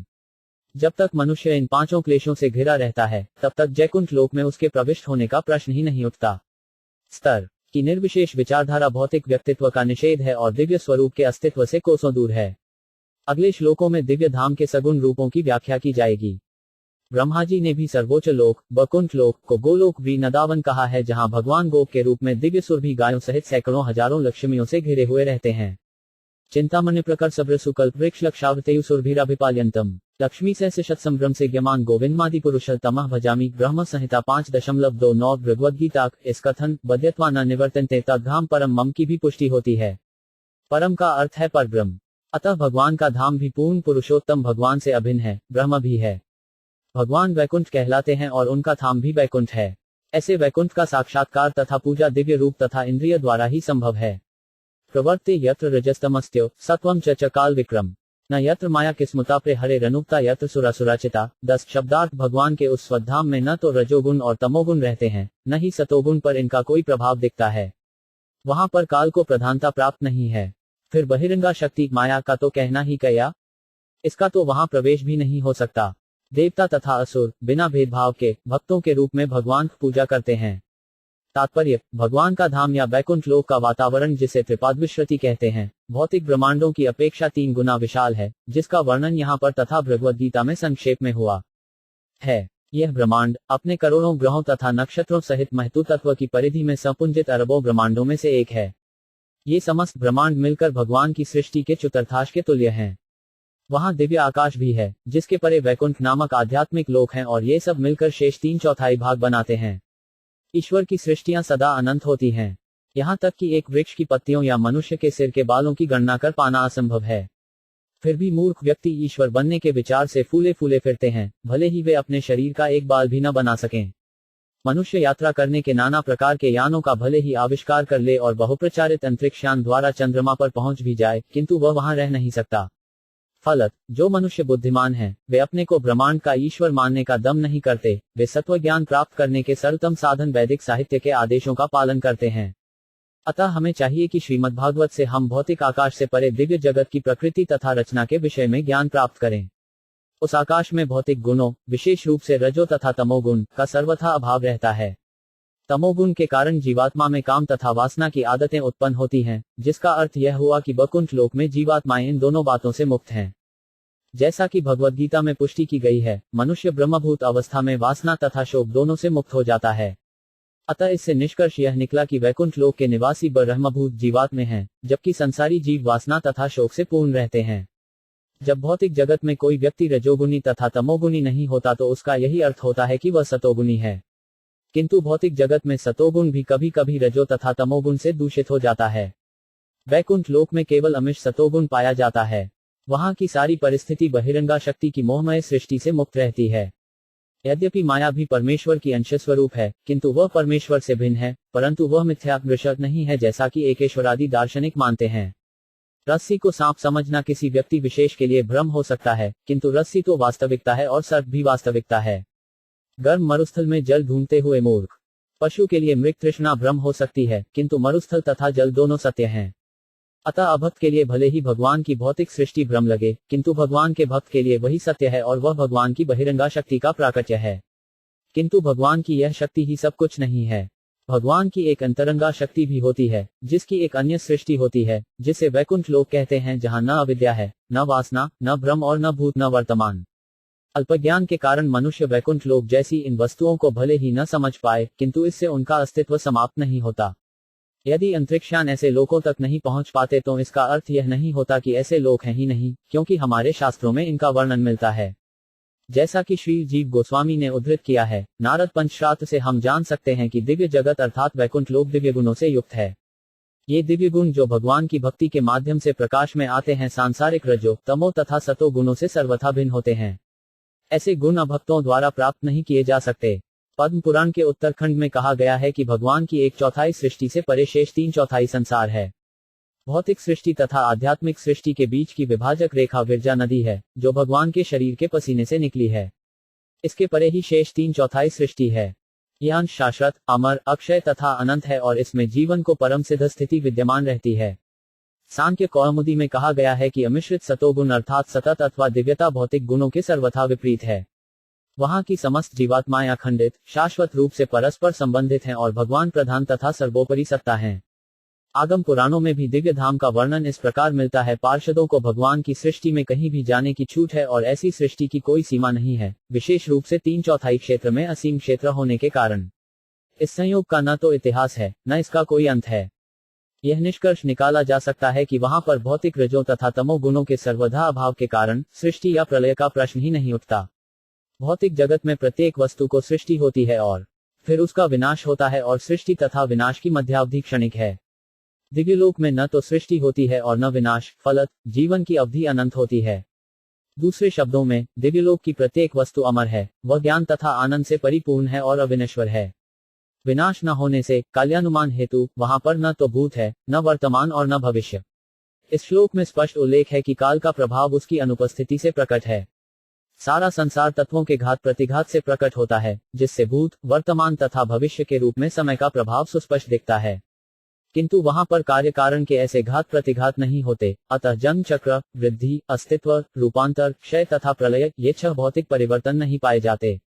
यह तो भगवान की शक्ति का शुद्ध प्राकट्य है और इसमें कोई माया नहीं है, जैसा कि इस भौतिक संसार में अनुभव होता है। वैकुंठ का समग्र अस्तित्व बताता है कि वहां का प्रत्येक जीव भगवान का अनुचर है। वहां भगवान ही मुख्य नेता हैं, वहां नायकत्व के लिए कोई होड़ नहीं है और सारे लोग भगवान के अनुगामी हैं। अतः वेदों में पुष्टि की गई है कि भगवान ही प्रधान नायक हैं और शेष सारी जीवात्माएं उनके अधीन हैं, क्योंकि ईश्वर ही इन सभी की आवश्यकताओं की पूर्ति करने वाले हैं। जश्यामावदाता, शतपत्र लोचना, पिशद वस्त्रा, सुरुच, सुपेशिस, सवे चतुर्बाह, उन्मिष्मणि, प्रवेक निष्का भरना, सुवर्चस, 19 शब्दार्थ वैकुंठ लोक के वासियों को आभामय श्यामवर्ण का बताया गया है। उनकी आंखें कमल पुष्प के समान, उनके वस्त्र पीला रंग के और उनकी शारीर की संरचना अत्यंत आकर्षक है। वे उभरते हुए तरुणों की तरह हैं, उन सबके 4-4 हाथ हैं। वे मोती के हारों तथा अलंकृत पदकों से भली भांति विभूषित होकर अत्यंत तेजवान प्रतीत होते हैं। तात्पर्य, वैकुंठ लोक के वासी दिव्य अंग प्रत्यंगों वाले ऐसे महापुरुष हैं, जो इस लोक में नहीं पाए जाते। इनका वर्णन हमें श्रीमद्भागवत जैसे ग्रंथों में ही मिलता है। इन ग्रंथों में दिव्यता के जो निर्विशेष वर्णन प्राप्त होते हैं, वे यह इंगित करते हैं कि वैकुंठ लोक किसी शारीरिक रचना ब्रह्मांड में अन्यत्र कहीं नहीं देखी जाती है। जिस प्रकार किसी एक लोक के विभिन्न स्थानों में शारीरिक रचना पृथक पृथक होती है या विभिन्न लोकों के प्राणियों के शरीरों की पृथक पृथक रचना होती है, उसी प्रकार वैकुंठ लोक के वासियों की शारीरिक रचना भी भौतिक जगत के वासियों से सर्वथा भिन्न है। उदाहरणार्थ, वहां के 4 हाथ इस संसार के 2 हाथ से भिन्न हैं। प्रवाल वैदूर्य मृणाल वर्चस्या, परिस्फुरत कुंडल मौली मालिन, 12 शब्दार्थ, उनमें से कुछ की आकृतियां मूंगे तथा हीरे की भांति तेजस्वी हैं और वे अपने सिरों पर मालाएं धारण किए हैं, जो कमल पुष्प के समान खिली हुई हैं। कुछ ने कानों में कुंडल पहन रखे हैं। तात्पर्य, कुछ निवासी ऐसे हैं जिन्हें सारूप्य मुक्ति प्राप्त है, अर्थात उनके शारीरिक लक्षण श्री भगवान जैसे हैं। वैदुर्य मणि विशेषत भगवान के निमित्त है, किंतु जिसे भगवान का सारूप्य प्राप्त होता है उसको ऐसा मणि धारण करने का विशेष सौभाग्य प्राप्त होता है। राजष्णुभियन परितो विराजते लस्टविमानवल्भिमहात्मनाम विद्योतमान प्रमदोत्तमाद्योभी सविद्युदब्रवल्भियन था नभ। 13 शब्दार्थ सारे वैकुंठ लोक विभिन्न चमचमाते विमानों से भी घिरे हैं। ये विमान महात्माओं या भगवत भक्तों के हैं। स्त्रियां अपने स्वर्गिक मुखमंडल के कारण बिजली के समान सुंदर लगती हैं और ये सब मिलकर ऐसी प्रतीत होती हैं मानो बादलों तथा बिजली से आकाश सुशोभित हो। तात्पर्य, ऐसा प्रतीत होता है कि वैकुंठ लोकों में चमचमाते व मान रहते हैं जिनमें भगवान के परम भक्त तथा बिजली के समान ज्योतिमान नैसर्गिक सुंदर स्त्रियां बैठी रहती हैं। विमानों जैसे तरह तरह के अन्य वाहन भी होंगे, किंतु वे संभवत यंत्रों द्वारा न चलाए जाते हों, जैसा कि हमारा अनुभव इस संसार में है। हर वस्तु सच्चिदानंद स्वरूप है, अतः विमान तथा वाहन भी ब्रह्म के ही समान गुणों वाले होंगे। यद्यपि वहां ब्रह्म के अतिरिक्त कुछ भी नहीं है, किंतु इसका यह गलत अर्थ नहीं समझना चाहिए कि वहां केवल शून्य है और विविधता नहीं है। ऐसा सोचना ज्ञान के अभाव का द्योतक है, अन्यथा ब्रह्म में रिक्तता को ऐसी भ्रांति किसी को क्यों हो। जिस प्रकार वहां विमान, स्त्रियां तथा पुरुष हैं, उसी तरह लोक विशेष के अनुरूप नगर, घर तथा अन्य वस्तुएं भी होती होंगी। मनुष्य को इस जगत के आधार पर दिव्य जगत के संबंध में अपूर्णता का आरोप नहीं करना चाहिए और वायुमंडल आकाश को काल के प्रभाव से सर्वथा मुक्त नहीं समझना चाहिए, जैसा कि पहले कहा जा चुका है। रूपिण्युरुगाय पादयो करोति मान बहुधा विभूति भी प्रेडु अता या कुसुमाकरानुगय विंगियमाना प्रिय कर्म गायती। 94 शब्दार्थ दिव्य रूपधारी लक्ष्मी जी भगवान के चरण कमलों की प्रेमपूर्ण सेवा में लगी हुई हैं और वसंत के अनुचर भौरों के द्वारा विचलित होकर वे न केवल विविध विलास अपनी सहेलियों सहित भगवान की सेवा में तत्पर हैं, अपितु भगवान की लीलाओं का गुणगान भी कर रही हैं। ददर्श तत्राखिल सात्वता पत बृहपति यज्ञपत जगतपतिम सुनंद नंद प्रबलायनाय भी स्वपार्षदाग्रह परिसेवितम विभुम। 15 शब्दार्थ ब्रह्मा जी ने वैकुंठ लोक में उन श्री भगवान को देखा जो सारे भक्त समुदाय के स्वामी, लक्ष्मी जी के पति, समस्त यज्ञों के स्वामी तथा ब्रह्मांड के स्वामी हैं और जो नंद, सुनंद, प्रबल तथा अर्हन आदि अपने अग्रणी पार्षदों द्वारा सेवित हैं। तात्पर्य, जब हम राजा की बात करते हैं तो इससे यही समझा जाता है कि राजा के साथ उनके विश्वास पात्र पार्षद यथा उनका सचिव, निजी सचिव, मंत्री, सलाहकार रहते हैं। इसी प्रकार जब हम भगवान का दर्शन करते हैं तो उनके साथ उनकी विभिन्न शक्तियां, पार्षद, विश्वास पात्र सेवक आदि भी देखते हैं।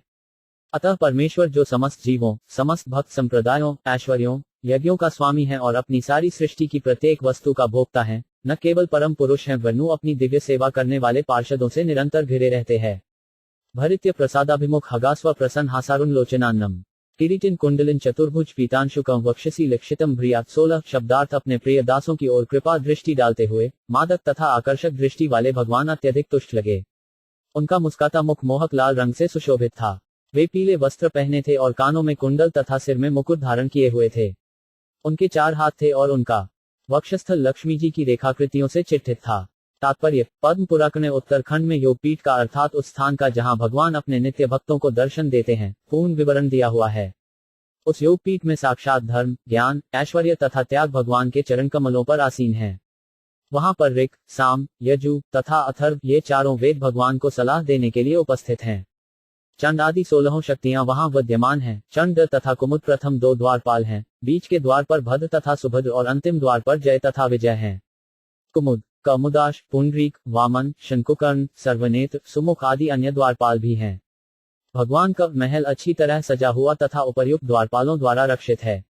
अध्ययनीयासन्मास्थितम पर वृत चतु षोडश पश्य शक्ति भी युक्त भगय स्वरित्रत चाशुभे स्वयं धामन ब्रह्मांडमी भ्रमुख। 97 शब्दार्थ भगवान अपने सिंहासन पर विराजमान थे और विभिन्न शक्तियों से यथा 4, 16, 5 तथा 6 प्राकृतिक ऐश्वर्यों के साथ अन्य छोटी एवं क्षणिक शक्तियों से घिरे हुए थे, किंतु वे वास्तविक परमेश्वर थे और अपने धाम में आनंद ले रहे थे।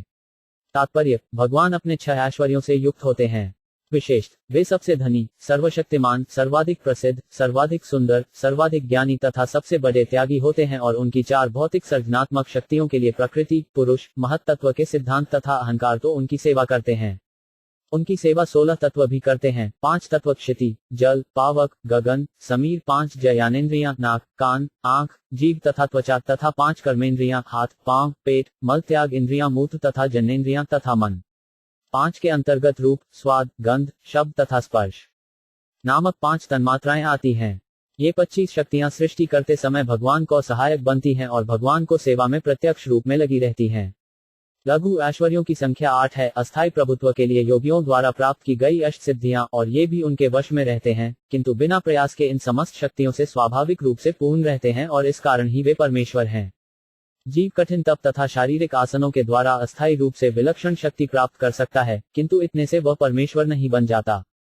परमेश्वर अपनी शक्ति से ही किसी भी योगी से कहीं अधिक शक्तिमान है, किसी भी ज्ञानी की अपेक्षा अधिक ज्ञानवान, किसी भी धनी की तुलना में अत्यंत धनवान, किसी भी सुंदर जीव की अपेक्षा अनंत रूपवान तथा किसी भी उपकारी की अपेक्षा अधिक दानी है।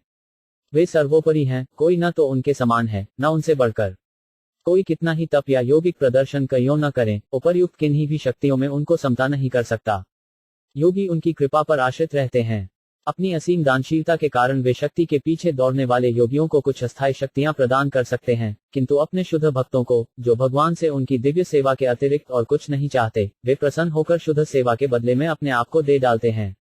तहर्षणानाद परिप्लुतांतरों हृष्यतौ प्रेम भराशु लोचन ननाम पादाम्बुजमस्य विश्वसुव्यत पारमहंसेन पथाधिगम्यते। 18 शब्दार्थ। इस तरह भगवान को उनके पूर्ण रूप में देखकर ब्रह्मा जी का हृदय आनंद से आप्लावित हो उठा और दिव्य प्रेम तथा आनंद से उनके नेत्रों में प्रेमाशु आ गए। वे भगवान के समक्ष नतमस्तक हो गए। जीव परमहंस के लिए परम सिद्धि की यही विधि है। तात्पर्य: श्रीमद्भागवत के प्रारंभ में कहा गया है कि यह महान ग्रंथ परमहंसों के लिए है। परमो निर्मत्सराणा सताम। श्रीमद्भागवत ईर्ष्या से पुनर्तः मुक्त पुरुषों के हेतु है। बद्ध जीवन में ईर्ष्या सबसे ऊपर से अर्थात श्री भगवान के विरुद्ध ईर्ष्या रखने से शुरू होती है। सभी शास्त्र भगवान की सत्ता को मानते हैं और भगवद गीता में तो परमेश्वर के सगुण रूप का विशेष वर्णन हुआ है। यहाँ तक कि इस ग्रंथ के अंत में इस बात पर बल दिया गया है कि जीवन के क्लेशों से बचने के लिए मनुष्य को भगवान को शरण में जाना चाहिए। दुर्भाग्यवश अपवित्र पृष्ठभूमि वाले व्यक्ति ईश्वर में विश्वास नहीं करते और हर व्यक्ति बिना किसी योग्यता के ईश्वर बनना चाहता है। बद्ध जीवों का यह ईर्ष्यालु स्वभाव ईश्वर के साथ तदाकार होने की अवस्था तक बना रहता है। अतः बड़े से बड़ा दार्शनिक भी जो ईश्वर के साथ तादात्म्य चाहता है, अपने ईर्ष्यालु मन के कारण कभी भी परमहंस नहीं बन सकता। अतः जो लोग भक्तियोग में रत हैं, केवल वे ही जीवन की परमहंस अवस्था को प्राप्त होते हैं। यदि मनुष्य का यह दृढ़ विश्वास हो जाए कि दिव्य प्रेम में भगवान की भक्ति करने मात्र से वह परम सिद्ध अवस्था को प्राप्त हो सकता है, तो बस वहीं से भक्तियोग की शुरुआत हो जाती है।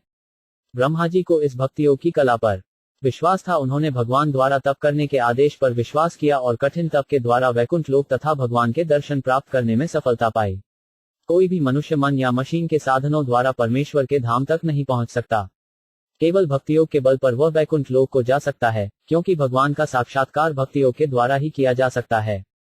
ब्रह्मा जी अपने कमल आसन पर विराजमान थे और वे वहीं से अत्यंत गंभीरता पूर्वक भक्तियोग की साधना द्वारा चित्र विचित्र वैकुंठ लोक को भगवान तथा उनके पार्षदों सहित देख सके। ब्रह्मा जी के का अनुसरण करते हुए आज भी कोई व्यक्ति यहाँ पर बताए परमहंस के पथ पर चलकर वैसी ही सिद्धि पर प्राप्त कर सकता है। भगवान श्री चैतन्य महाप्रभु ने भी इस युग में मनुष्यों के लिए आत्म साक्षात्कार की इस विधि की संस्तुति की है। सर्वप्रथम मनुष्य को चाहिए कि वह भगवान श्री कृष्ण में पूर्ण विश्वास करे। चनत्न द्वारा समझने करने का कोई प्रयत्न न करे। पहले श्रीमद् भगवद गीता उनके विषय में सुने और फिर श्रीमद् भागवत से सुने। ऐसे उपदेशों को वह भागवत व्यक्ति से सुने, पेशेवर कथावाचक या किसी कर्मी, ज्ञानी या योगी से नहीं। ज्ञान प्राप्त करने का यही रहस्य है। मनुष्य को सन्यासी बनना आवश्यक नहीं है। वह अपनी वर्तमान अवस्था में बना रह सकता है, किंतु उसे भगवद भक्त की संगति ढूंढनी चाहिए और श्रद्धा तथा विश्वास के साथ उससे भगवान की दिव्य कथा सुननी चाहिए। यहाँ पर संस्तुत परमहंस का पथ यही है। भगवान के अनेक पवित्र नामों में से अजित भी एक नाम है, जिसका अर्थ है किसी दूसरे के द्वारा कभी न जीता जाने वाला। फिर भी उन्हें परमहंस पद से जीता जा सकता है, जैसा कि परम गुरु ब्रह्मा ने करके दिखाया है। ब्रह्मा ने स्वयं इस परमहंस पनंथा को श्रीमद् भागवत 10.143 में अपने शब्दों में इस प्रकार बताया है। ज्ञाने प्रयासमुत्पास्य नमनंत एव जीवंती सन्न मुखरता भवदीय वार्वाम स्थाने स्थिता श्रुतियता वनुवाद मनोभय प्रायशो जितो 5 पेसी तैखिलोक्याम। ब्रह्मा जी ने कहा, हे भगवान श्री कृष्ण, जो भक्त परमात्मा के अस्तित्व में मिल जाने के उद्देश्य से चिंतन मार्ग को त्याग कर प्रामाणिक साधु या संत से आपकी महिमा तथा लीलाओं का श्रवण करता है और अपने सामाजिक जीवन में वृत्तिपरक कर्तव्य का पालन करता हुआ निष्कपट जीवन व्यतीत करता है, वह आपकी कृपा तथा दया को जीत सकता है। यद्यपि आप अजित हैं, यही परमहंसों का पथ है, जिसका अनुसरण स्वयं ब्रह्मा जी ने किया और बाद में सफलता प्राप्त करने के लिए औरों के लिए इसी की संस्तुति की। तम प्रियमाण समुपस्थितम कवि प्रजा विज्ञानित शासनायनम बभाष ईशत स्मित शोचिषा गिरा प्रिय प्रियम प्रीत मना करे स्पृशन। 19 शब्दार्थ। भगवान ने ब्रह्मा जी को अपने समक्ष देखकर उन्हें जीवों की सूष्टि करने तथा जीवों को अपनी इच्छानुसार नियंत्रित करने के लिए उपयुक्त पात्र समझा। इस प्रकार प्रसन्न होकर भगवान ब्रह्मा से मंद मंद हंसते हुए हाथ मिलाया और उन्हें इस प्रकार से संबोधित किया। तात्पर्य, जगत की सृष्टि न तो निरुद्देश्य हुई है न आकस्मिक। इस तरह नित्यबद्ध जीवात्माओं को भगवान द्वारा ब्रह्मा जी जैसे अपने ही प्रतिनिधि के मार्गदर्शन में मुक्ति के लिए अवसर प्रदान किया जाता है। ब्रह्मा जी को वैदिक ज्ञान का उपदेश देते हैं जिससे इस ज्ञान का प्रसार बद्ध जीवों तक हो सके। बद्ध जीव भगवान से अपने संबंध को भूलते रहते हैं, अतः भगवान के लिए आवश्यक है कि वे सृष्टि करें और वैदिक ज्ञान का प्रसार करें। बद्ध जीवों के उद्धार का महान उत्तरदायित्व ब्रह्मा जी पर है, इसीलिए वे भगवान को अत्यंत प्रिय हैं। ब्रह्मा जी भी अपने कर्तव्य को भली भांति निभाते हैं। वे न केवल जीवात्माओं को उत्पन्न करते हैं वरन पतित जीवों के उद्धार के लिए अपने दल को चारों ओर फैला देते हैं। यह दल ब्रह्म संप्रदाय कहलाता है और इस दल का हर सदस्य आज भी पतित जीवों का उद्धार करके भगवान के धाम भेजने में संलग्न है। भगवान अपने अंशों को वापस पाने के लिए अत्यंत उत्सुक रहते हैं, जैसा कि भगवद गीता में कहा गया है। जो पतितों को भगवान के धाम ले जाने का कार्य करता है, उन्हें उससे अधिक प्रिय अन्य कोई नहीं है। ब्रह्म संप्रदाय में कुछ ऐसे स्वधर्म त्यागी भी हैं जिनका एकमात्र कार्य ईश्वर की विस्मृति कराकर मनुष्यों को इस भौतिक संसार में अधिकाधिक फंसाना है। ऐसे मनुष्य कभी भी भगवान के प्रिय नहीं बन सकते। भगवान इन ईर्ष्यालु असुरों को ऐसे अंधकार में भेज देते हैं जहां ते परमेश्वर को जान भी नहीं सकें। किंतु ब्रह्म संप्रदाय का कोई भी व्यक्ति जो भगवान के संदेश का उपदेश देता है, भगवान को प्रिय है और ऐसे ही प्रामाणिक भक्ति संप्रदाय के प्रचारक से प्रसन्न होकर वे उससे हाथ मिलाते हैं। त्वया तोषिता सम्यक वेद गर्भ से सुष्या चिरभूतेन तपसा दुस्तोष कूट योगी नाम 20 शब्दार्थ परम सुंदर भगवान ब्रह्मा को संबोधित किया। हे वेदों से संप्रेक्त ब्रह्मा, सृष्टि की इच्छा से की गई तुम्हारी दीर्घकालीन तपस्या से मैं अत्यंत प्रसन्न हूँ। मैं छद्यायोगियों से बहुत ही मुश्किल से प्रसन्न हो पाता हूँ। तात्पर्य, तपस्या दो प्रकार को होती है, एक तो इंद्रिय तृप्ति हेतु और दूसरी आत्मा साक्षात्कार हेतु। ऐसे अनेक छद्मयोगी हैं जो अपनी तृप्ति के लिए कठिन तपस्या करते हैं, किंतु ऐसे भी योगी हैं जो भगवान की इंद्रिय तृष्टि के लिए तप करते हैं। उदाहरणार्थ, यदि परमाणु हथियार की खोज के लिए तप किया जाए तो इससे भगवान प्रसन्न नहीं होंगे, क्योंकि ऐसा तप कभी भी संतोषप्रद नहीं होगा। प्रत्येक मनुष्य को मरना है, किंतु यदि किसी के तप द्वारा मृत्यु की प्रक्रिया त्वरित हो जाए तो इससे भगवान को प्रसन्नता नहीं होगी। भगवान चाहते हैं कि उनके सारे अंश भगवान के धाम पहुंचकर शाश्वत जीवन पाएं और आनंद भोगें, और सारी भौतिक सृष्टि की रचना इसी उद्देश्य से की गई है। ब्रह्मा ने इसी उद्देश्य के लिए अर्थात सृष्टि क्रम को नियमित करने के लिए तपस्या की, जिससे भगवान प्रसन्न हो सकें। इसीलिए भगवान उनसे इतने प्रसन्न हुए और ब्रह्मा जी को वैदिक ज्ञान से पूरित कर दिया। वैदिक ज्ञान का चरम लक्ष्य भगवान को जानना है, अन्य कार्यों में इसका दुरुपयोग करना नहीं। जो वैदिक ज्ञान का उपयोग इस कार्य के लिए नहीं करते, वे कूट योगी कहलाते हैं, जो निरुद्देश्य अपना जीवन विनष्ट कर देते हैं। वब्र वर भद्गते वरेशमाभिवाचितम ब्रह्मक्ष यह परिश्राम पुंसा महर्षणावधि 21 शब्दार्थ। तुम्हारा कल्याण हो। हे ब्रह्मा, तुम मुझसे जो चाहो मांग सकते हो, क्योंकि मैं समस्त वरों का वरदाता हूँ। तुम्हें ज्ञात हो कि सारी तपस्या के फलस्वरूप जो अंतिम वर प्राप्त होता है वह मेरा दर्शन है। तात्पर्य, परमेश्वर का परम साक्षात्कार उनको जानना और अपने समक्ष उनका दर्शन करना है। निर्विशेष ब्रह्म तथा अंतर्यामी परमात्मा का साक्षात्कार परम साक्षात्कार नहीं है। जब मनुष्य को परमेश्वर का साक्षात्कार हो जाता है तो उसे ऐसी तपस्या के लिए संघर्ष करने की आवश्यकता नहीं रह जाती है। जीवन की दूसरी अवस्था है ईश्वर को प्रसन्न करने के लिए उनकी भक्ति करना। दूसरे शब्दों में यह कहा जा सकता है कि जिसने भगवान के दर्शन कर लिए हैं उसे पूर्ण सिद्धि प्राप्त हो चुकी है, क्योंकि उस उच्चतम सिद्धि में सभी कुछ सम्मिलित है। किंतु निर्विशेषवादी तथा छद्मयोगी इस अवस्था को प्राप्त नहीं कर सकते। मनीषितानुभावों 5 यम ममलोकावलोकनम यदुप्रश्रुत्य रहसी चकर्थ परम तप 22 शब्दार्थ। सर्वोच्च सिद्धिमयी पटुता है मेरे धाम का साक्षात दर्शन, और यह दर्शन तुम्हें मेरे आदेश के अनुसार कठिन तपस्या के प्रति तुम्हारी विनम्र प्रवृत्ति के कारण संभव हो सका है। तात्पर्य, जीवन की सर्वोच्च सिद्धि की अवस्था भगवान की कृपा के फलस्वरूप वास्तविक दर्शन द्वारा भगवान को जानना है। इसकी प्राप्ति उस प्रत्येक व्यक्ति को हो सकती है जो शास्त्रोक्त तथा प्रामाणिक आचार्यों द्वारा स्वीकृत मानदंड के अनुसार भक्तिमय सेवा का इच्छुक है। उदाहरणार्थ, भगवद गीता समस्त महान आचार्यों यथा शंकर, रामानुज, मध्व, चैतन्य, विश्वनाथ, बलदेव, सिद्धांत सरस्वती तथा अनेक अन्यों द्वारा स्वीकृत प्रामाणिक वैदिक ग्रंथ है। उसी भगवद गीता में भगवान श्री कृष्ण कहते हैं कि मेरा ही ध्यान धरो, मेरे भक्त बनो, मेरी ही पूजा करो और सदैव मेरे ही समक्ष झुको। ऐसा करने से निस्संदेह मनुष्य का भगवान के धाम को जाना निश्चित है। अन्य स्थानों में भी इसी तरह कहा गया है कि अन्य सारे कर्तव्यों को त्याग करनी संकोच भाव से भगवान की शरण में जाओ। भगवान ऐसे भक्त को समस्त सुरक्षा प्रदान करते हैं। सर्वोच्च सिद्ध अवस्था प्राप्त करने के ये गुप्त गुर हैं। ब्रह्मा जी ने इन्हीं नियमों का किसी श्रेष्ठता का विचार किए बिना पालन किया, जिससे उन्हें भगवान के धाम को सारी साज सामग्री के साथ देखने तथा भगवान के साक्षात्कार का सुयोग प्राप्त हो सका। न तो भगवान के शरीर के तेज का निर्गुण दर्शन सर्वोच्च सिद्धावस्था है, न ही परमात्मा की अनुभूति की अवस्था। मनीषिता शब्द सार्थक है। प्रत्येक व्यक्ति को अपने तथाकथित ज्ञान का झूठा या सही गर्व होता है, किंतु भगवान का कथन है कि ज्ञान की सर्वोच्च सिद्धावस्था उनको तथा उनके धाम को माया रहित होकर जान लेना है। प्रत्यादिष्ठम मया तत्त्वयि कर्म विमोहिते तपो में हृदय साक्षादात्माहम तपसोइंग 23 शब्दार्थ। हे निष्पाप ब्रह्मा, तुम्हें ज्ञात हो कि जब तुम अपने कर्तव्य के प्रति असमंजस में थे तो सबसे पहले मैंने ही तुम्हें तपस्या करने का आदेश दिया था। ऐसी तपस्या ही मेरा हृदय और मेरी आत्मा है, अतः तपस्या मुझसे अभिन्न है। तात्पर्य, जिस तपस्या से भगवान का साक्षात दर्शन किया जा सकता है, उसे भगवान की भक्तिमय सेवा को समझना चाहिए और कुछ नहीं, क्योंकि केवल दिव्य प्रेम पूर्ण भक्ति भाव के द्वारा ही भगवान तक पहुंचा जा सकता है। ऐसी तपस्या भगवान की अंतरंगा शक्ति होती है और उनसे अभिन्न होती है। ऐसी अंतरंगा शक्ति के कार्य भौतिक सुख से विरक्ति होने पर प्रकट होते हैं। अत्यधिक प्रभुत्व जताने की प्रवृत्ति के कारण ही जीवात्मा भौतिक बंधन में बंदी हो जाते हैं, किंतु भगवान की भक्ति करने से मनुष्य सुख भोग की प्रवृत्ति से विरक्त होता है। भक्त जन स्वतः भौतिक सुख से विरक्त हो जाते हैं और यह विरक्ति पूर्ण ज्ञान का प्रतिफल है। अतः भक्ति की तपस्या में ज्ञान तथा विरक्ति निहित होते हैं और यही दिव्य शक्ति का प्राकस्य है। यदि कोई भगवान के धाम वापस जाने का इच्छुक है, तो वह भौतिक मायावी संपत्ति का भोग नहीं कर सकता। जिसे भगवान की संगति के दिव्य आनंद का पता नहीं है, वही मूर्खतावश क्षणिक भौतिक सुख की कामना करता है। चैतन्य चरितामृत में कहा गया है कि यदि कोई सचमुच भगवान के दर्शन करना चाहता है और उसके साथ साथ भौतिक सुख का भोग करना चाहता है, तो उसे मूर्ख ही समझना चाहिए। जो सुखोपभोग के लिए इस संसार में रहना चाहता है, उसे भगवान के शाश्वत धाम जाने से कोई मतलब नहीं है।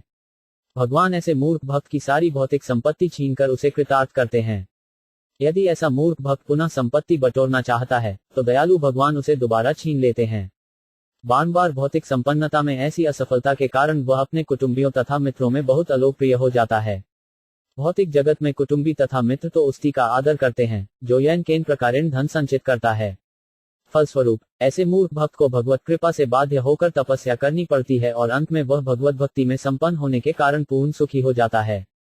अतः भगवत भक्ति में सिद्धि प्राप्त करने के लिए तपस्या आवश्यक है, चाहे वह स्वैच्छिक भाव से हो या ईश्वर द्वारा बलपूर्वक लादी गई हो, और ऐसी तपस्या ही भगवान की अंतरंगा शक्ति है। किंतु समस्त पापों से पूर्ण रूप से मुक्त हुए बिना भक्त तपस्या में संलग्न नहीं हो सकता। जैसा कि भगवत गीता का कथन है, वही व्यक्ति भगवान की पूजा में रत हो सकता है जो समस्त पापों से मुक्त हो। ब्रह्मा जी निष्पाप थे, अतः उन्होंने भगवान के तप आदेश का श्रद्धापूर्वक पालन किया और भगवान ने प्रसन्न होकर उन्हें वांछित फल प्रदान किया। अतः प्रेम तथा तपस्या दोनों के मेल से ही भगवान प्रसन्न होते हैं और उनकी पूर्ण कृपा प्राप्त की जा सकती है। जे निष्पाप का निर्देशन करते हैं और निष्पाप भक्त जीवन की परम सिद्धि प्राप्त करता है। सृजामि तपस्या वेदम ग्रसामि तपसा पुनः विभर्मी तपसा विश्व वीर्य में दुश्चर तप 24 शब्दार्थ। मैं ऐसे ही तप से इस विश्व की रचना करता हूँ, इसी शक्ति से इसका पालन करता हूँ और इसी से इसको अपने में लीन करता हूँ। अतः तप ही वास्तविक शक्ति है। तात्पर्य, तपस्या करते समय मनुष्य को भगवान के धाम लौट जाने का संकल्प करना चाहिए और इसके लिए सभी प्रकार के कष्ट सहने के लिए तैयार रहना चाहिए। भौतिक संपत्ति, नाम तथा यश के लिए भी तो कठिन तपस्या करनी पड़ती है, क्योंकि उसके बिना कोई भी भौतिक संसार में प्रसिद्ध नहीं हो सकता। तो फिर भक्ति की सिद्धि के लिए ही कठिन तपस्या क्यों करनी होती है? सुविधा संपन्न जीवन तथा दिव्य साक्षात्कार के लिए सिद्धि की प्राप्ति दोनों साथ साथ संभव नहीं है। भगवान जीवात्मा से अधिक चतुर हैं, अतः वे देखना चाहते हैं कि भक्तिमय सेवा के लिए भक्त कितना कष्ट उठाता है। तपस्या का आदेश भगवान से सीधे या प्रामाणिक गुरु के माध्यम से प्राप्त होता है और यह आदेश आपको चाहे कितना ही कष्टप्रद क्यों न हो, इसका पालन करना ही कठिन तपस्या है। जो इस नियम का हरता से पालन करता है उसे निश्चित रूप से भगवान कृपा प्राप्त करने में सफलता प्राप्त होती है। ब्रह्मोवाच भगवन् सर्वभूतानामध्यक्षो 5 वस्थितो गुहाम वेदा प्रतिरुद्धेन प्रज्ञानेन चिकीर्षितम 25 शब्दार्थ। ब्रह्मा जी ने कहा, हे भगवान, आप प्रत्येक जीवात्मा के हृदय में परम नियंता के रूप में स्थित हैं, अतः आप किसी भी प्रकार की बाधा के बिना अपने अंतः ज्ञान प्रज्ञा द्वारा समस्त प्रयासों से अवगत हैं। तात्पर्य, भगवद गीता पुष्टि करती है कि भगवान साक्षी रूप से प्रत्येक व्यक्ति के हृदय में स्थित हैं, फलस्वरूप वे परम नियंता हैं। नियंता कर्मफलों का भोक्ता नहीं है, क्योंकि उनकी स्वीकृति के बिना कोई सुख नहीं भोग सकता। उदाहरणार्थ, निषिद्ध क्षेत्र का अभ्यस्त शराबी शराब के निदेशक को आवेदन पत्र भेजता है और निदेशक आवेदन पत्र पर विचार करके शराब की कुछ मात्रा की स्वीकृति देता है। इसी प्रकार यह संसार मानो ऐसे ही शराबियों से भरा पड़ा है। प्रत्येक जीवात्मा कुछ न कुछ चाहता है और प्रत्येक जीवात्मा उसकी पूर्ति के लिए व्यग्र रहता है। जिस प्रकार पिता पुत्र पर दयालु होता है, उसी प्रकार परमेश्वर प्रत्येक जीवात्मा पर सदय होने के कारण उसकी बचकानी इच्छाओं की पूर्ति करता रहता है। मन में ऐसी इच्छाओं को लेकर जीवात्मा वास्तव में कभी भी उन्हें भोग नहीं पाता, बल्कि बिना किसी लाभ के व्यर्थ की शारीरिक सनकों को पूरा करता है। शराबी को शराब पीने से कोई लाभ नहीं मिलता, किंतु लत पड़ने के कारण वह उसका दास बनकर उससे छुटकारा नहीं चाहता। अतः दयालु भगवान उसकी इच्छाओं की पूर्ति के लिए उसे सारी सुविधाएं प्रदान कर देते हैं। निर्विशेषवादी चाहते हैं कि मनुष्य इच्छा रहित हो और अन्य लोग इच्छाओं का पूर्ण दमन चाहते हैं। यह असंभव है, इच्छाओं का लोप नहीं हो सकता, क्योंकि इच्छा करना जीवन का लक्षण है। इच्छाओं के बिना जीवात्मा मृत हो जाएगा, जो वह नहीं है।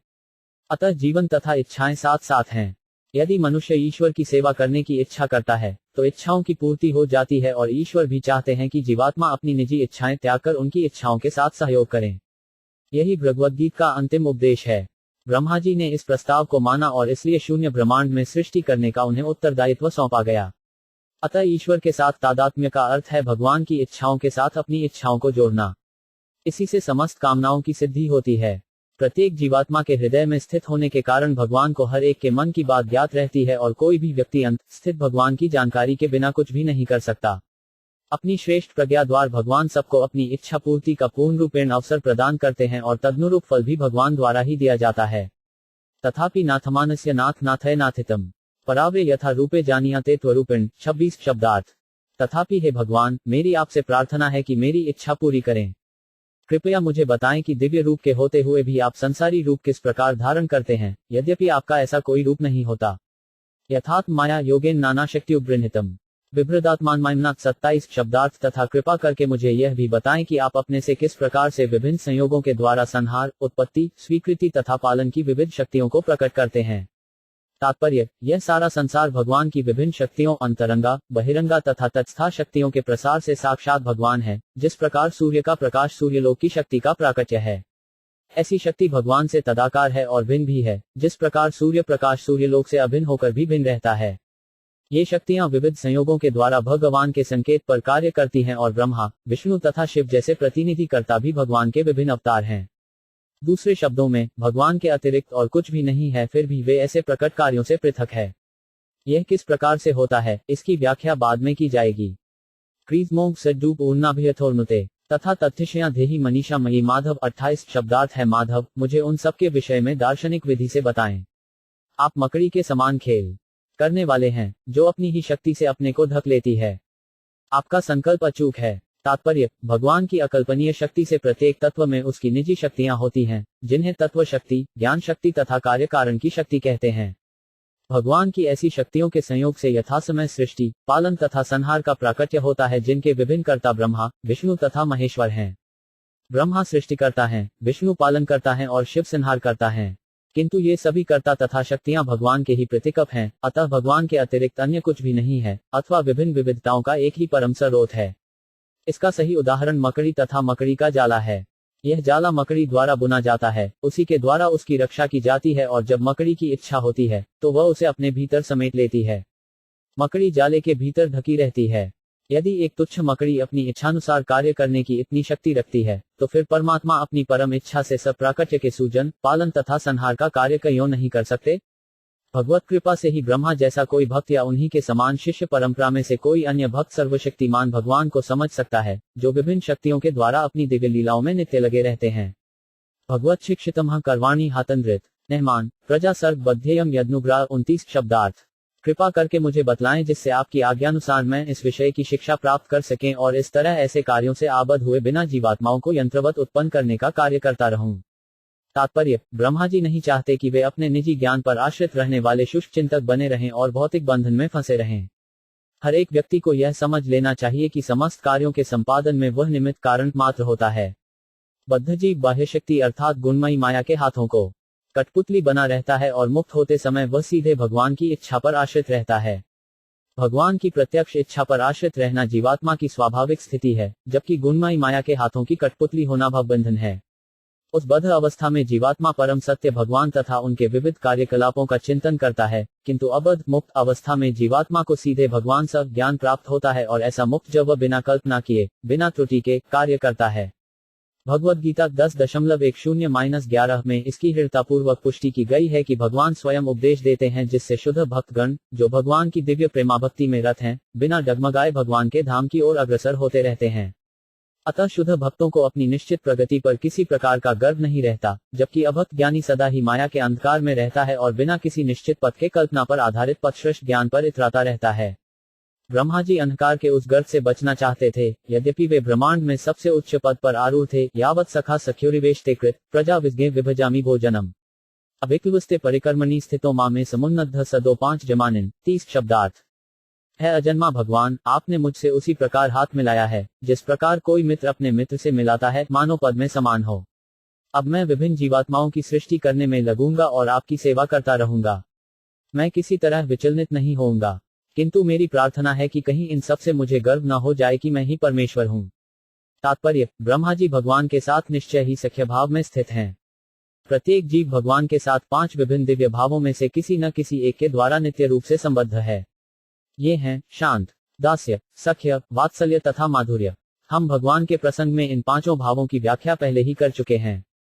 यहाँ पर यह स्पष्ट है कि ब्रह्मा जी भगवान के साथ दिव्य सख्य भाव में स्थित थे। शुद्ध भक्त भगवान से इन 5 में से किसी एक भाव से बंधा हो सकता है। वह वात्सल्य भाव भी हो सकता है, किंतु भगवत भक्त सदैव भगवान का दिव्य दास सेवक होता है। कोई न तो उनके समान है, न उनसे बढ़कर। यही भगवद्गीता की उक्ति है। यद्यपि भगवान के साथ ब्रह्मा जी का सख्य भाव है और उन पर विभिन्न योनि वाले जीवों को उत्पन्न न करने का सर्वोच्च पद भार सौंपा गया है, किंतु उन्हें अपनी स्थिति का बोध निरंतर बना रहता है कि वे न तो परमेश्वर हैं न परम शक्ति संपन्न। संभव है कि इस ब्रह्मांड में या इसके बाहर कोई अत्यंत शक्तिशाली व्यक्ति भगवान से भी अधिक शक्तिशाली निकल आए। फिर भी शुद्ध भक्त जानता है कि यह शक्ति तो भगवान द्वारा प्रदत्त विभूति है और ऐसी शक्ति से युक्त जीवात्मा कभी स्वतंत्र नहीं हो सकता। श्री हनुमान जी ने कूदकर समुद्र पार कर लिया था, किंतु श्री रामचंद्र ने सेतु पर चढ़कर ही पार किया, जिसका अर्थ यह नहीं है कि हनुमान जी उनसे अधिक बलशाली थे। कभी कभी भगवान भक्त को असामान्य शक्ति प्रदान करते हैं, किंतु भक्त हमेशा जानता रहता है कि यह शक्ति भगवान की ही है और वह स्वयं एक निमित्त मात्र है। भक्त कभी भी उन अभक्तों के समान फूला फूला नहीं फिरता जो ब्रह्मवश अपने को भगवान मान लेते हैं। यह आश्चर्यजनक बात है कि जो व्यक्ति भगवान की माया के नियमों के द्वारा पग पग पर पाद प्रहार पाता है, वह भगवान से तदाकार होने की झठी बात सोचे। इस प्रकार सोचनाबद्ध जीवों के ऊपर फेंका गया माया का आखिरी पाश होता है। पहली भ्रांति यह होती है कि वह संपत्ति एवं शक्ति बटोरकर संसार का स्वामी बनना चाहता है, किंतु जब वह इस प्रयास में हताश हो जाता है, तो भगवान के साथ तदाकार होना चाहता है। इस प्रकार संसार का सबसे अधिक शक्तिशाली व्यक्ति बनना और भगवान से तादात्म्य करना माया के ही भिन्न भिन्न जाल हैं। चूंकि भगवान के शुद्ध भक्त शरणागत होते हैं, अतः वे माया के मोहपाश से ऊपर हैं। किंतु ब्रह्मा जी शुद्ध भक्त होने के कारण अल्पज्ञानी अभक्तों को भगवान से तादात्म्य की बात के बारे में सचना कभी पसंद नहीं करते, यद्यपि वे विश्व के आदि देव हैं और अनेक अद्भुत कार्य करने में सक्षम हैं। अल्पज्ञानियों को, जब वे ईश्वर होने के झूठे विचार से फूल उठते हैं, ब्रह्मा जी से शिक्षा ग्रहण करनी चाहिए। वस्तुतः ब्रह्मा जी जीवात्माओं को उत्पन्न नहीं करते। उन्हें सृष्टि के प्रारंभ में यह अधिकार दिया गया कि वे जीवात्माओं को पूर्व कल्प में किए गए कर्मों के अनुसार शरीर प्रदान करें। ब्रह्मा जी का कार्य इन जीवात्माओं को निद्रा से जगाकर उन्हें उनके समुचित कार्यों में लगाना है। ब्रह्मा जी जीवात्माओं को सृष्टि मनमाने ढंग से नहीं करते, अपितु उन्हें विविध प्रकार के शरीर प्रदान करने का कार्यभार सौंपा जाता है, जिससे वे तदनुसार कर्म कर सकें। इतने पर भी ब्रह्मा जी को इसका बोध बना रहता है कि वे निमित्त मात्र हैं, जिससे वे अपने को परमेश्वर न मान बैठें। भक्तजन भगवान द्वारा प्रदत्त कार्यों में संलग्न रहते हैं और ऐसे कार्य निर्बाध चलते रहते हैं, क्योंकि भगवान से आदेश जो प्राप्त है। सफलता का श्रेय कर्ता को नहीं बल्कि भगवान को मिलता है। किंतु जो अल्पज्ञ हैं, वे सफलता का कारण अपने को मानते हैं और भगवान को कोई श्रेय नहीं देते। यह अभक्त पुरुषों का लक्षण है। श्री भगवानुवाच ज्ञान न परम गुहा में यद विज्ञान समन्वितम तदृढ़ं च गृहाण गदितम मया 31 शब्दार्थ। श्री भगवान ने कहा, शास्त्रों में वर्णित मुझसे संबंधित ज्ञान अत्यंत गोपनीय है, उसे भक्ति के समन्वय द्वारा प्राप्त किया जा सकता है। इस विधि के लिए आवश्यक सामग्री की व्याख्या मेरे द्वारा की जा चुकी है, तुम इसे ध्यानपूर्वक ग्रहण करो। तात्पर्य, ब्रह्मा जी इस ब्रह्मांड में भगवान के सर्वोच्च भक्त हैं, अतः भगवान ने उनके 4 प्रश्नों का उत्तर 4 महत्वपूर्ण वक्तव्यों के रूप में दिया है, जो चतु श्लोकी मूल भागवत के नाम से ज्ञात हैं। ब्रह्मा जी के प्रश्न इस प्रकार थे: 1 पदार्थ में तथा अध्यात्म में भगवान के कौन कौन से रूप हैं? 2 भगवान की विभिन्न शक्तियां किस प्रकार कार्य करती हैं? 3 भगवान अपनी शक्तियों को किस प्रकार संचालित करते हैं? 4 ब्रह्मा को उन्हें सौंपे गए कार्य के संबंध में किस प्रकार आदेशित किया जाए? इन प्रश्नों का पूर्वाभास इस श्लोक में मिलता है। भगवान ब्रह्मा को सूचित करते हैं कि शास्त्रों में वर्णित भगवान विषयक ज्ञान अत्यंत सूक्ष्म है और जब तक कोई भगवत कृपा से स्वरूप सिद्ध न हो, इसे समझ नहीं सकता। भगवान कहते हैं कि जिस तरह वे व्याख्या करते जाएं, उसे वे उत्तर के रूप में ग्रहण करते जाएं। इसका अर्थ यह हुआ कि परमेश्वर संबंधी दिव्य ज्ञान को तभी प्राप्त किया जा सकता है जब भगवान स्वयं उसे प्रदान करें। बड़े से बड़े संसारी चिंतक भी चिंतन द्वारा परम सत्य भगवान को नहीं समझ पाते।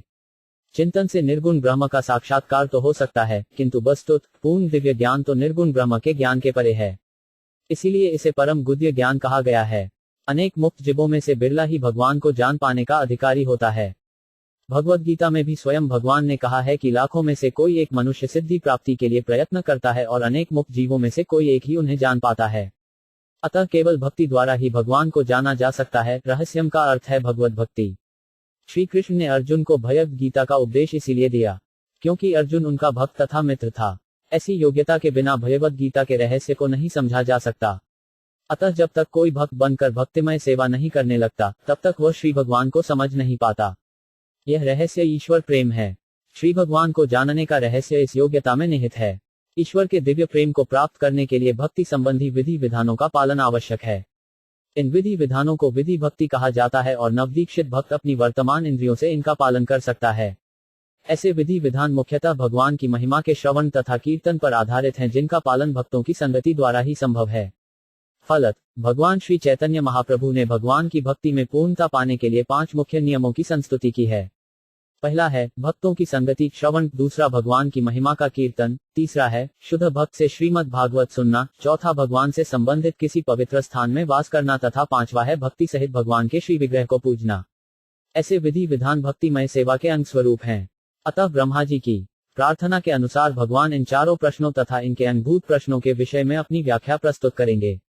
यान यथा भावो यद्युप गुण कर्म का तथैव तत्व विज्ञानमस्तु ते मग्नुग्राह 32 शब्दार्थ मेरी अहेतु की कृपा से तुम्हारे अंतःकरण में उदय होने वाले वास्तविक बोध से तुम्हें मेरे विषय में सब कुछ, मेरा वास्तविक शाश्वत रूप तथा मेरा दिव्य अस्तित्व, रंग, गुण तथा कार्य ज्ञात हो सकेगा। तात्पर्य परम सत्य भगवान विषयक ज्ञान की दुरूहता को समझने में सफलता का रहस्य भगवान की अहेतु की कृपा है। भौतिक जगत में भी जिस प्रकार अनेक पुत्रों का पिता अपने किन्हीं लाडले पुत्रों को ही अपने पद का रहस्य बताता है, पुत्रों में से जिसे वह योग्य समझता है उससे ही रहस्योद्घाटन करता है।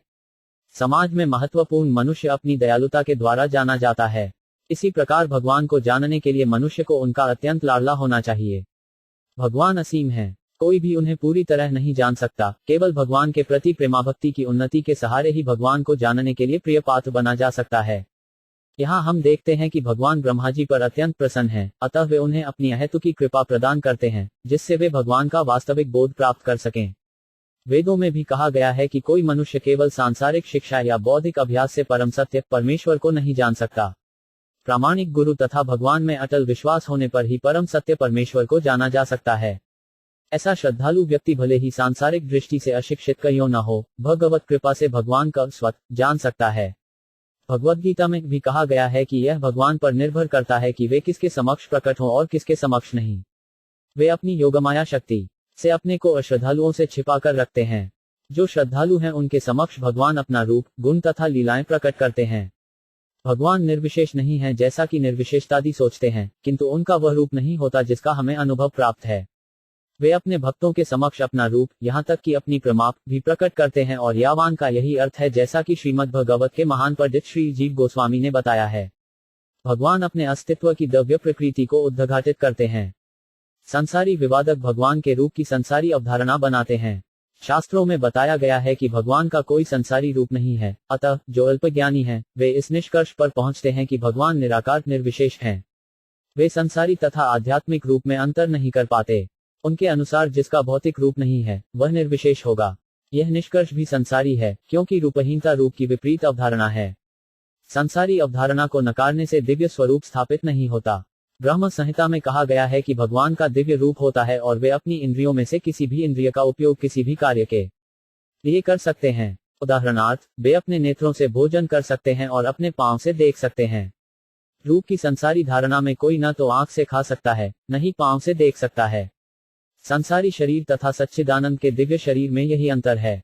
आध्यात्मिक शरीर रूपविहीन नहीं होता, यह भिन्न प्रकार का होता है, जिसके विषय में हम अपनी संसारी इंद्रियों से धारणा नहीं बना सकते। अतः रूपविहीन का अर्थ है संसारी रूप से रहित अथवा दिव्य शरीर धारण करने वाला, जिसके विषय में अभक्तों को काल्पनिक विधि द्वारा बोध नहीं हो पाता।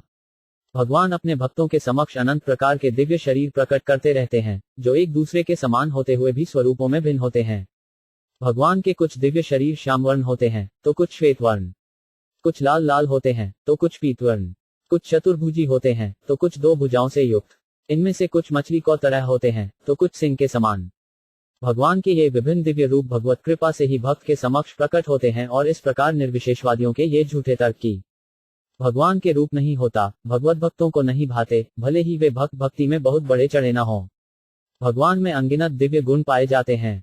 इनमें से एक है शुद्ध भक्त के प्रति उनका प्रेम। इस संसार के इतिहास में हम उनके दिव्य गुणों की सराहना कर सकते हैं। भगवान अपने भक्तों की रक्षा करने तथा अधर्मियों का विनाश करने के लिए अवतरित होते हैं। उनके सारे कार्य भक्तों से संबंधित होते हैं। श्रीमद् भागवत भक्तों से संबद्ध भगवान के ऐसे अनेक कार्यों से भरा पड़ा है, किंतु अभक्तों को भगवान को इन लीलाओं का कोई ज्ञान भी नहीं होता। जब भगवान 7 वर्ष के ही थे तो उन्होंने गोवर्धन पर्वत उठाकर वृंदावन के अपने शुद्ध भक्तों को इंद्र के कोप से बचाया था, जो वर्षा के द्वारा उस स्थान को आप्लावित कर रहा था। 7 वर्ष के बालक द्वारा गोवर्धन पर्वत का उठाया जाना भले ही श्रद्धाविहीनों के लिए अविश्वसनीय लगे, किंतु भक्तों के लिए यह सर्वथा विश्वसनीय है। भक्त को भगवान की सर्वशक्तिमता पर विश्वास है, किंतु श्रद्धाविहीन लोग भगवान को सर्वशक्तिमान मानते हुए भी इस पर विश्वास नहीं करते। ऐसे अल्पज्ञानी यह नहीं समझते कि भगवान तो शाश्वत रूप से भगवान है और वे लोग लाखों करोड़ों वर्षों तक ध्यान या दार्शनिक चिंतन करके भी भगवान नहीं बन सकते। इस श्लोक से संसारी विवादकों की निर्विशेष व्याख्या का खंडन हो जाता है, क्योंकि यहाँ पर स्पष्ट उल्लेख हुआ है कि मनुष्य की ही तरह भगवान के भी गुण, रूप, लीलाएं तथा कार्य होते हैं। भगवान की दिव्य प्रकृति के ये सारे विवरण भगवत भक्तों द्वारा अनुभूत तथ्य हैं। ये भगवत कृपा से केवल शुद्ध भक्तों को ही ज्ञात हो पाते हैं, अन्य किसी को नहीं।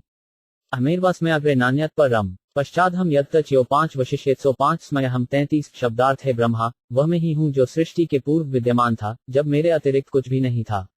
तब इस सृष्टि की कारण स्वरूपा भौतिक प्रकृति भी नहीं थी। जिसे तुम अब देख रहे हो वह भीम ही हूँ और प्रलय के बाद जो शेष रहेगा वह भी मैं ही हूँ। तात्पर्य, हमें ध्यान देना होगा कि ब्रह्मा को पूर्ण पुरुषोत्तम भगवान संबोधित कर रहे हैं और पुरजोर शब्दों में स्वयं स्पष्ट कर रहे हैं कि मैं ही वह पूर्ण पुरुषोत्तम भगवान हूँ, जो सृष्टि के पूर्व विद्यमान था। मैं ही सृष्टि का पालन करता हूँ और प्रलय के पश्चात मैं ही बचा रहता हूँ। ब्रह्मा भी इन्हीं परमेश्वर की सृष्टि है। निरिशिष्टादि तादात्म्य का सिद्धांत प्रस्तुत करते हैं कि ब्रह्मा भगवान के समरूप कठोपनिषद का वचन है। नित्यो नित्याना चेतनश्वनानाय एको बहुना यो विद्धाति कामान। इस श्लोक को दूसरी विशेषता यह है कि भगवान तथा ब्रह्मा दोनों के व्यक्तित्वों को नकारा नहीं जा सकता। फलत अधिष्ठाता और अधीनस्थ अंततोगतवा दोनों ही व्यक्ति हैं। इससे निर्विशेषवादियों के इस मत का खंडन हो जाता है कि अंतत प्रत्येक वस्तु निराकार है।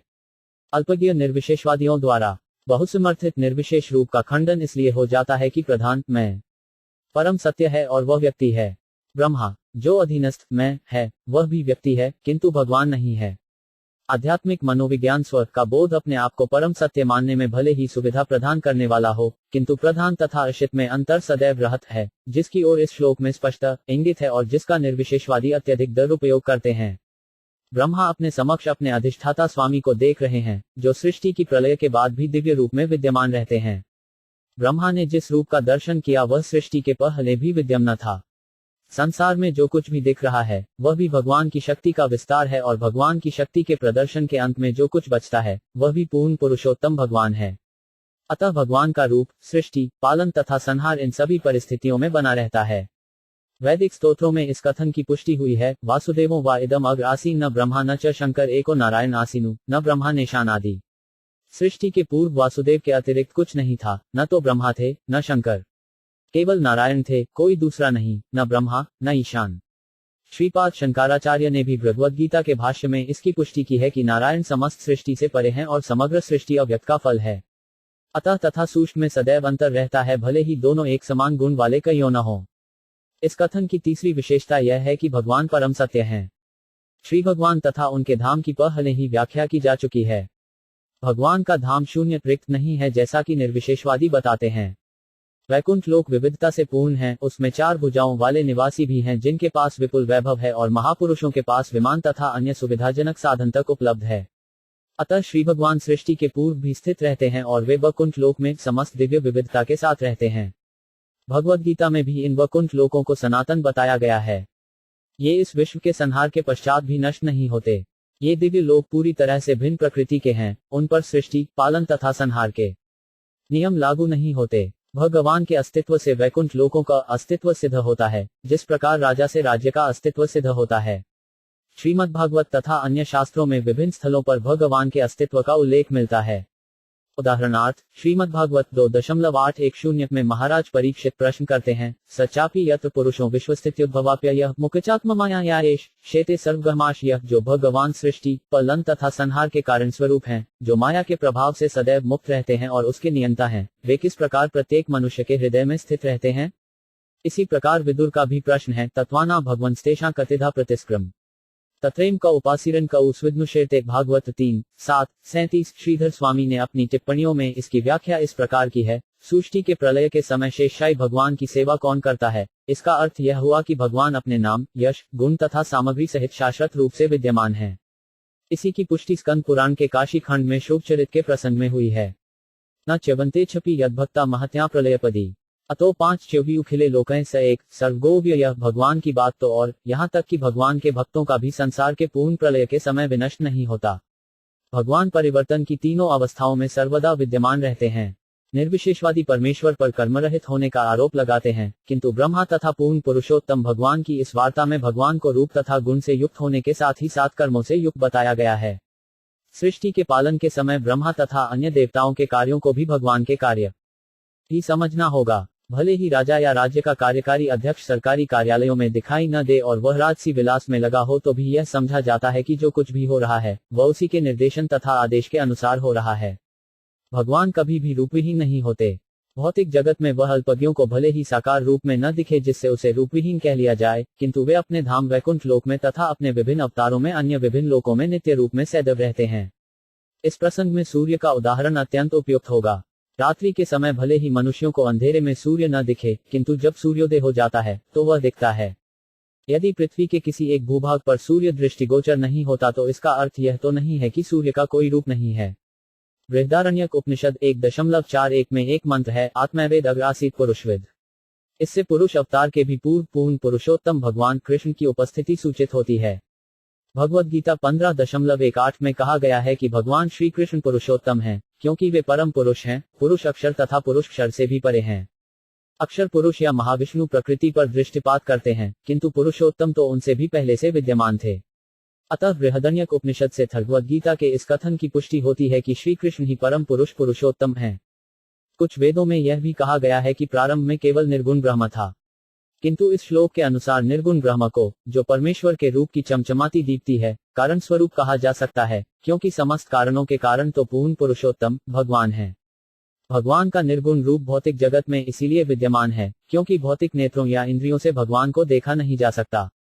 भगवान का दर्शन करने की आशा से पूर्व इंद्रियों को आध्यात्मिक दिव्य बनाना होगा, किंतु वे सदैव साकार रूप में रहते हैं और वैकुंठ लोक के वासियों को साक्षात दिखते हैं। अतः वे राज्य के उस कार्यकारी अध्यक्ष की भांति भौतिक दृष्टि से निराकार रहते हैं, जो राजभवन में निराकार नहीं रहता। इसी प्रकार भगवान भी अपने धाम में निराकार नहीं रहते, उनका धाम तो निरस्त कोहिकम है, जैसा कि भागवत के प्रारंभ में ही कहा गया है। अतः जैसा कि शास्त्रों से प्रकट है, भगवान के साकार तथा निराकार दोनों ही रूप ब्रह्म हैं। भगवद गीता 14.27 में भगवान के इस रूप को जोर देकर इस प्रकार वर्णित किया गया है, ब्रह्मणो ही प्रतिशहम। इस प्रकार सभी प्रकार से आध्यात्मिक ज्ञान का गुह्य अंश भगवान का साक्षात्कार है, उनका निराकार ब्रह्म रूप नहीं। अतः मनुष्य का लक्ष्य परम सत्य के इसी साकार रूप का साक्षात्कार है, न कि निराकार रूप का। परम सत्य की विश्व चेतना को समझने हेतु जिज्ञासु के लिए घट के भीतर तथा घट के बाहर आकाश का दृष्टांत उपयोगी हो सकता है, किंतु इसका अर्थ यह कदापि नहीं कि झूठे दावे से भगवान का अंश पर ब्रह्म हो सकता है। इसका अर्थ यही होता है कि बद्ध जीव मायाजाल के अंतिम दांव का शिकार बन चुका है। भगवान की विश्व चेतना के साथ तादात्म्य का दावा करना दैवी माया द्वारा तैयार किया गया अंतिम फंडा होता है। भगवान के निराकार होने पर भी मनुष्य को भौतिक सृष्टि की भांति साकार रूप के साक्षात्कार की आकांक्षा रखनी चाहिए और पश्चात हम यद एतच्यो 5 वशिष्यत सोस्म्य हम का यही भावार्थ है। नारद को उपदेश देते समय ब्रह्मा जी ने भी इस सत्य को स्वीकार किया है। वे भषागवत 2.750 में कहते हैं, सो 5 यम तेव भिहितस्तात भगवान विश्वभावन। पूर्ण पुरुषोत्तम भगवान हरि के अतिरिक्त समस्त कारणों का कारण कोई अन्य नहीं है। अतः हमें इत्यादि श्लोक परमेश्वर के अतिरिक्त और कुछ सूचित नहीं करता। अतः मनुष्य को ब्रह्म संप्रदाय अर्थात ब्रह्मा से नारद, फिर व्यास इत्यादि का अनुसरण करना चाहिए और श्री भगवान हरि या श्री कृष्ण को प्राप्त करना ही जीवन का लक्ष्य बनाना चाहिए। शुद्ध भक्तों को दिया गया यह परमगुह्य उपदेश अर्जुन को तथा सृष्टि के प्रारंभ में ब्रह्मा को भी दिया गया था। निस्संदेह ब्रह्मा, विष्णु, महेश्वर, इंद्र, चंद्र, वरुण इत्यादि देवता विभिन्न कार्यों को संपन्न करने के लिए भगवान के ही विभिन्न रूप हैं। सृष्टि के विभिन्न अवयव, अनेक शक्तियां भी उसी भगवान की हैं, किंतु इन सबों के मूल श्री भगवान श्री कृष्ण हैं। मनुष्य को चाहिए कि शाखाओं तथा पत्तियों से मोहग्रस्त न होकर मूल को ही ग्रहण करे। यही इस श्लोक की शिक्षा है। ऋते 5 अथ यत् प्रतीयेत न प्रतीयेत चात्मनि तत्थिद्यादात्मनो माया यथाभासो यथा तमः। 34 शब्दार्थ। हे ब्रह्मा, जो भी सासयुक्त प्रतीत होता है, यदि वह मुझसे संबंधित नहीं है तो उसमें कोई वास्तविकता नहीं है। इसे मेरी माया जानो, इसे ऐसा प्रतिबिंब मानो जो अंतकों में प्रकट होता है। तात्पर्य, पिछले श्लोक में यह निष्कर्ष प्राप्त हो चुका है कि विश्व संबंधी प्राकट्य की कोई भी अवस्था, इसकी उत्पत्ति, पालन, विकास, विभिन्न शक्तियों की अन्योन्य क्रियाएं, इसका क्षय तथा विलोप सभी भगवान के अस्तित्व से संबद्ध हैं। अतः जब भी भगवान के साथ इस मूल संबंध को किए बिना विस्मृत कर दिया जाता है और वस्तुओं को भगवान से संबद्ध किए बिना सत्य मान लिया जाता है, तो इस धारणा को भगवान को माया का फल समझना चाहिए। चूंकि भगवान के बिना किसी भी वस्तु का अस्तित्व नहीं हो सकता, इसलिए माया भी भगवान की एक शक्ति है। प्रत्येक वस्तु को भगवान से संबंधित करने का समुचित निष्कर्ष योग माया कहलाता है और भगवान से विलग करने की भ्रांत धारणा विच्छेद भगवान की दैवी माया या महामाया कहलाती है। दोनों प्रकार की माया का भगवान से संबंध रहता है, क्योंकि उनके संबंध के बिना किसी वस्तु का अस्तित्व नहीं रह सकता। इस प्रकार भगवान से संबंध विच्छेद की भ्रांत धारणा असत्य नहीं वरन भ्रमपूर्ण है। किसी एक वस्तु को दूसरी वस्तु समझना भ्रम कहलाता है। उदाहरणार्थ, रस्सी को सांप मान लेना भ्रम है, किंतु रस्सी असत्य मृषक नहीं है। रस्सी भ्रमग्रस्त व्यक्ति के समक्ष होने से असत्य नहीं है। हाँ, इसको सर्प मान लेना भ्रमपूर्ण है।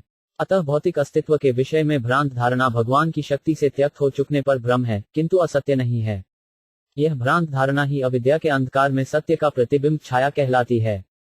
कोई भी वस्तु जो मेरी शक्ति से उत्पन्न नहीं लगती है, वह माया है। जब आत्मा को रूपविहीन मानना या परमेश्वर के निराकार होने की धारणा भी भ्रम है। भगवद गीता 2.12 में भगवान ने युद्ध भूमि में स्थित होकर कहा है कि अर्जुन के समक्ष खड़े योद्धा तथा भगवान स्वयं इसके पूर्व भी विद्यमान थे। वे कुरुक्षेत्र के युद्धस्थल में भी विद्यमान हैं और भविष्य में भी वर्तमान देह के विनष्ट हो जाने पर और भवबंधन से छुटकारा पा लेने पर भी इसी रूप में विद्यमान रहेंगे। समस्त अवस्थाओं में भगवान तथा जब आत्माएं अपना अस्तित्व बनाए रखती हैं और इन दोनों के साकार रूप कभी नष्ट नहीं होते। केवल माया का प्रभाव, जो अंधकार में प्रकाश के प्रतिबिंब स्वरूप है, भगवत कृपा से दूर हो सकता है। भौतिक जगत में सूर्य का प्रकाश भी स्वतंत्र नहीं है, न ही चंद्रमा का प्रकाश। प्रकाश का असली स्रोत तो ब्रह्मज्योति है, जो भगवान के दिव्य शरीर से प्रकाश को उद्भूत करती है और यही प्रकाश अनेक प्रकार के प्रकाशों में प्रतिबिंबित होता है, यथा सूर्य प्रकाश, चंद्रमा का प्रकाश, अग्नि का प्रकाश, बिजली का प्रकाश। अतः परमात्मा से असंबद्ध होकर आत्मा की सत्ता भी भ्रम है और मैं परम हूँ, यह झूठा दावा उसी माया का अर्थात भगवान की बहिरंगा शक्ति का अंतिम पाश होता है। वेदांत सूत्र प्रारंभ में ही पुष्टि करता है कि प्रत्येक वस्तु परमेश्वर से उत्पन्न है, अतः समस्त जीवात्माएं परम पुरुष भगवान की शक्ति से उत्पन्न है, जैसा कि पिछले श्लोक में कहा गया है। ब्रह्मा स्वयं भगवान की शक्ति से उत्पन्न है और अन्य समस्त जीवात्माएं भी ब्रह्मा के माध्यम से भगवान की ही शक्ति से उत्पन्न है। भगवान से संबंधित हुए बिना किसी का कोई अस्तित्व नहीं होता। प्रत्येक जीवात्मा की स्वतंत्रता वास्तविक स्वतंत्रता नहीं है, अपितु यह परम पुरुष भगवान में निहित वास्तविक स्वतंत्रता का प्रतिबिंब मात्र होती है। बद्ध जीवों द्वारा परम स्वतंत्रता का झूठा दावा भ्रम ही है। इस निष्कर्ष को इस श्लोक में स्वीकारा गया है। अल्पज्ञानी पुरुष भ्रमग्रस्त हो जाते हैं, इसीलिए तथाकथित विज्ञानी, शरीर विज्ञानी, चिंतक इत्यादि सूर्य, चंद्र, बिजली इत्यादि के आभायुक्त प्रतिबिंब से चकाचौंध होते रहते हैं और प्रत्येक भौतिक वस्तु की उत्पत्ति, पालन तथा संहार के विषय में नाना प्रकार के सिद्धांत तथा कल्पनाएं प्रस्तुत करके कोई चिका तसक भगवान के अस्तित्व को नकारते रहते हैं। कोई तसक मानव के शरीर के भीतर आत्मा के अस्तित्व को नकार सकता है, किंतु मृत शरीर में वह प्राण नहीं फूंक सकता, यद्यपि मृत्यु के बाद भी शरीर का सारा तंत्र जैसे का तैसा बना रहता है। मनोवैज्ञानिक मस्तिष्क की बनावट के विषय में गंभीर अध्ययन करता है। उसके लिए मानव मस्तिष्क के लोथड़े की बनावट ही मानसिक क्रिया को मशीन हो, किंतु मृत शरीर के मस्तिष्क को वह क्रियाशील नहीं बना सकता। परमेश्वर से स्वतंत्र मानकर ब्रह्मांड विषयक अथवा शारीरिक रचना विषयक ये वैज्ञानिक अध्ययन केवल बौद्धिक व्यायाम है और अंततः भ्रम के अतिरिक्त कुछ भी नहीं होते। आधुनिक भौतिक सभ्यता के प्रसंग में विज्ञान तथा ज्ञान संबंधी ऐसी सारी प्रगति माया के आच्छादक प्रभाव के अतिरिक्त और कुछ नहीं होती। माया की दो अवस्थाएं होती हैं, आच्छादक प्रभाव तथा क्षेपक प्रभाव। क्षेपक प्रभाव के कारण माया जीवों को अविद्या के अंधकार में गिरा देती है और आच्छादक प्रभाव से वह अज्ञानियों की आंखें ढक देती है, जिससे वह परम पुरुष के अस्तित्व के विषय में, जिसने सर्वोपरि जीवात्मा ब्रह्मा को प्रकाश दिया, अज्ञानी बना रहता है। यहाँ पर परमेश्वर के साथ ब्रह्मा के तादात्म्य का दावा नहीं किया गया है, अतः अल्पज्ञानियों द्वारा ऐसा मूर्खतापूर्ण दावा भगवान की माया का दूसरा प्रदर्शन है। भगवान ने भगवद्गीता 16:18-20 में कहा है, ईश्वर के अस्तित्व को न मानने वाले आसुरी लोगों को अविद्या के अंधकार में बार बार डाला जाता है, जिससे वे पूर्ण पुरुषोत्तम भगवान को जाने बिना जन्म जन्मांतर देहांतर करते रहते हैं। कर्नतु विचारवान परुष स्वयं भगवान से उपदिष्ट ब्रह्मा जी को शिष्य परंपरा से, जिन्हें भगवान ने स्वयं उपदेश दिया, या अर्जुन की शिष्य परंपरा से, जिन्हें स्वयं भगवान ने भगवद्गीता का उपदेश दिया, प्रबुद्ध होते हैं। उसे भगवान का यह कथन मान्य होता है, अहम सर्वस्य प्रभवो मत सर्व प्रवर्ते गति मत्वा भजन्ते मां बुधा भाव समन्विता। भगवद्गीता 10.8। भगवान समस्त तेजों तथा जो कुछ भगवान की शक्ति से उत्पन्न हुआ है, पालित है और विनाश को प्राप्त होता है, उन सबके मूल स्रोत हैं। जो विचारवान मनुष्य इसे जान लेता है, वही वास्तव में विद्वान है और वही भगवान का शुद्ध भक्त बनकर भगवान की प्रेमाभक्ति में रत होता है। यद्यपि अल्पज्ञानी के समक्ष भगवान की प्रतिबिंबक शक्ति अनेक भ्रम उत्पन्न करती है, किंतु विचारवान व्यक्ति जानता है कि भगवान अपनी विभिन्न शक्तियों के द्वारा हमारी दृष्टि से दूरतर स्थान में रहकर उसी प्रकार कार्य कर सकते हैं जिस प्रकार दूर स्थान में रखी अग्नि गर्मी तथा प्रकाश फैलाती है। प्राचीन ऋषियों के औषधि विज्ञान आयुर्वेद में भगवान की श्रेष्ठता को निम्नलिखित शब्दों में स्वीकार किया गया है, जगज्ञोनिरनिच्छस्य चिदानंदंकरूपिण पुंसोस्ति प्रकृति नित्या प्रतीक्षा एक भास्वत अचेतनापि चैतन्ययोगेन परमात्मन अक्रोदृश्चमखिलय अनित्यम नाटकाकृतिम। इस विश्व का एक जनक है, जिसे परम पुरुष कहते हैं और जिसकी शक्ति प्रतिबिंब रूप में चकाचौंध करती हुई भौतिक प्रकृति के रूप में कार्य करती है। प्रकृति के ऐसे भ्रमपूर्ण कार्य से मृत पदार्थ भी भगवान की जीवित शक्ति के सहयोग से गति करने लगता है और अज्ञानी नेत्रों को यह भौतिक जगत नाटक के खेल की तरह प्रतीत होता है। अतः प्रकृति के नाटक में अज्ञानी पुरुष विज्ञानी अथवा शरीर क्रिया विज्ञानी भी हो सकता है, किंतु बुद्धिमान व्यक्ति जानता है कि प्रकृति भगवान की माया है। ऐसे निष्कर्ष से, जिसकी पुष्टि भगवद्गीता द्वारा होती है, यह स्पष्ट है कि जीवात्माएं भी भगवान की ज्येष्ठा शक्ति पराप्रकृति के प्रदर्शन स्वरूप हैं, जिस प्रकार भौतिक जगत भगवान की कनिष्ठा शक्ति अपराशक्ति का प्रदर्शन है। भगवान को ज्येष्ठा शक्ति कभी भी भगवान के समान नहीं हो सकती, यद्यपि शक्ति तथा शक्तिमान में थोड़ा ही अंतर है, जितना कि अग्नि तथा ताप में। अग्नि में ताप होता है, किंतु ताप अग्नि नहीं है। अल्पज्ञानी को समझ में इतनी सामान्य बात नहीं चढ़ती और वह झूठे ही अग्नि तथा ताप को एक ही बताता है। अग्नि की इस शक्ति ताप को सीधे अग्नि न कहकर उसका प्रतिबिंब कहा गया है। अतः जीवात्मा के रूप में जीवित शक्ति का प्रदर्शन भगवान न होकर भगवान का प्रतिबिंब होता है। भगवान का प्रतिबिंब होने के कारण जीवात्मा का अस्तित्व भगवान पर आश्रित है, जो मूल प्रकाश है। इस भौतिक शक्ति की तुलना अंधकार से की जा सकती है, क्योंकि वह वस्तुतः अनंतकार स्वरूप होती है और अनंतकार में जीवात्माओं के कार्यकलाप मूल प्रकाश के प्रतिबिंब होते हैं। इस श्लोक के आधार पर भगवान को समझना होगा। भगवान की दोनों शक्तियों की अपरिश्रता को माया या भ्रम कहा गया है। केवल प्रकाश के प्रतिबिंब से अविद्याजन्य अंधकार को दूर करना मुश्किल है। इसी प्रकार सामान्य पुरुष के प्रतिबिंबित प्रकाश से इस भौतिक संसार से बाहर निकल पाना कठिन है, जब तक मूल प्रकाश से प्रकाश प्राप्त न हो ले। अंधकार में सूर्य का प्रतिबिंब अंधकार को दूर करने में असमर्थ रहता है, किंतु प्रतिबिंब से बाहर सूर्य का प्रकाश अंधकार को दूर कर देता है। यदि कमरे में अंधकार हो तो कोई भी वस्तु नहीं दिखती। इसीलिए अंधकार में मनुष्य को सांपों तथा बिच्छुओं से भय लगता है, भले ही वे वहां पर न हो। किंतु प्रकाश में कमरे की सारी वस्तुएं स्पष्ट दिखती हैं और सांप बिच्छुओं का भय भी तुरंत जाता रहता है। अतः मनुष्य को भगवान के प्रकाश की जैसे भगवद्गीता या श्रीमद्भागवत की शरण ग्रहण करनी चाहिए, किंतु ऐसे प्रतिबिंब रूपी पुरुषों की नहीं जो भगवान के संपर्क में नहीं रहते। किसी भी मनुष्य को भगवद्गीता या श्रीमद्भागवत का श्रवण ऐसे पुरुष से नहीं कराना चाहिए जो भगवान के अस्तित्व पर विश्वास नहीं रखता, आस्तिक नहीं है। ऐसे व्यक्ति का विनाश होना ही है और जो ऐसे पुरुष की संगति करता है उसका भी विनाश होता है। पद्म पुराण के अनुसार भौतिक ब्रह्मांड अनंत है और वे सारे के सारे अंधकार से पूर्ण हैं। सभी जीव ब्रह्मा अनंत ब्रह्मांडों में असंख्य ब्रह्मा हैं, से लेकर नगण्य चींटियों तक अंधकार में ही उत्पन्न होते हैं और इसके लिए कि वे भगवान को प्रत्यक्ष देख सकें, भगवान से प्रकाश प्राप्त करने की आवश्यकता होती है। जिस प्रकार सूर्य को सूर्य के सीधे प्रकाश द्वारा ही देख पाना संभव है। किसी भी दीपक या मनुष्य निर्मित टार्च के प्रकाश से सूर्य को नहीं देखा जा सकता, भले ही वह कितना भी शक्तिशाली हो। सूर्य अपने को स्वयं प्रकाशित करता है, अतः भगवान की विभिन्न शक्तियों के कर्म को अथवा भगवान को अहेतुकी कपा द्वारा प्रकट किए गए प्रकाश से ही अनुभव किया जा सकता है। निर्विशेषतादियों का कहना है कि ईश्वर देखा नहीं जा सकता। ईश्वर को तो ईश्वर के प्रकाश से ही देखा जा सकता है, मानवीय चिंतन द्वारा नहीं। यहाँ इस प्रकाश को विशेष रूप से विद्यात कहा गया है, जो ब्रह्मा के लिए भगवान का आदेश है। भगवान का यह प्रत्यक्ष आदेश उनकी अंतरंगा शक्ति का प्राकट्य है और इसी शक्ति विशेष द्वारा भगवान का प्रत्यक्ष दर्शन किया जा सकता है। ऐसा नहीं है कि केवल ब्रह्मा को ही ऐसा अवसर प्राप्त हो, अपितु जिस किसी पर भगवान की कृपा होती है वह अंतरंगा शक्ति के द्वारा कल्पना के बिना ही श्री भगवान का साक्षात्कार कर सकता है।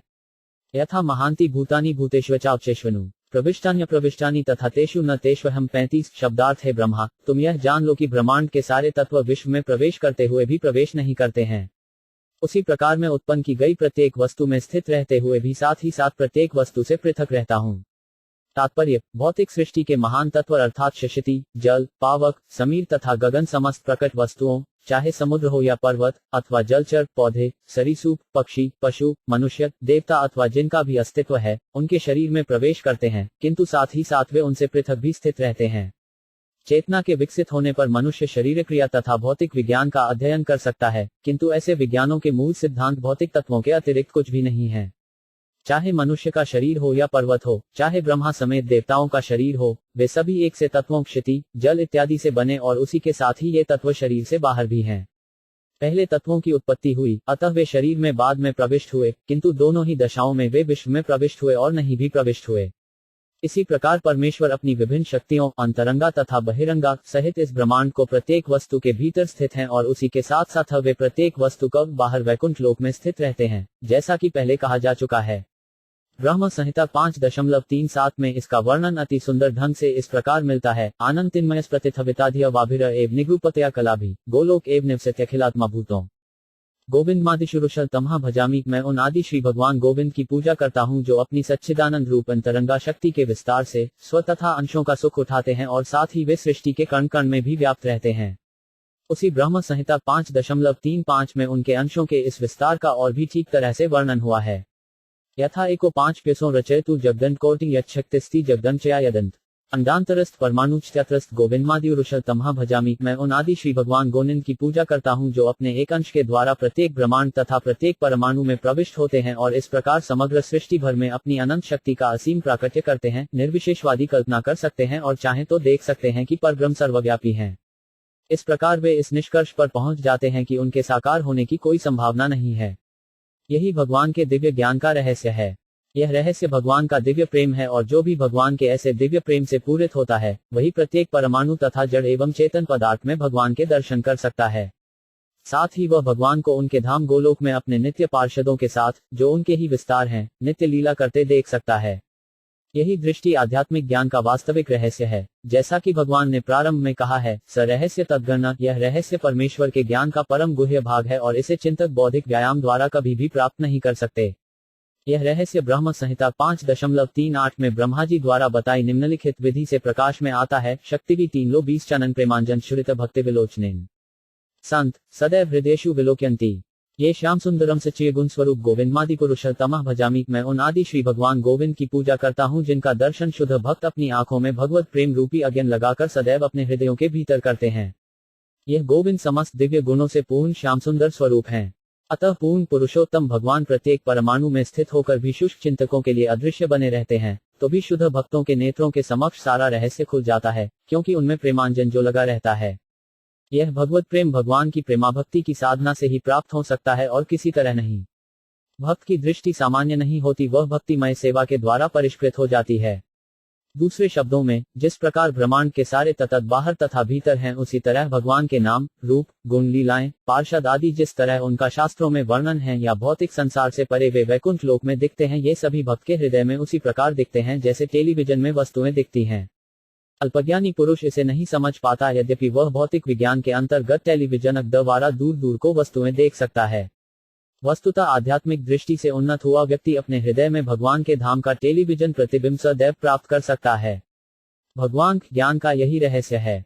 भगवान प्रत्येक प्राणी को इस संसार के बंधन से मुक्ति दिला सकते हैं, किंतु विरले ही वे भगवत प्रेम का अधिकार प्रदान करते हैं। जिसकी की पुष्टि नारद ने भी की है। मुक्ति दधाति कार्तिचित्स पर न भक्तियो गए। भगवान की यह दिव्य भक्ति इतनी अद्भुत है कि सुपात्र भक्त परम सत्य से ध्यान हटाए बिना मनोनुकूल शारीरिक कार्य में तल्लीन रहता है।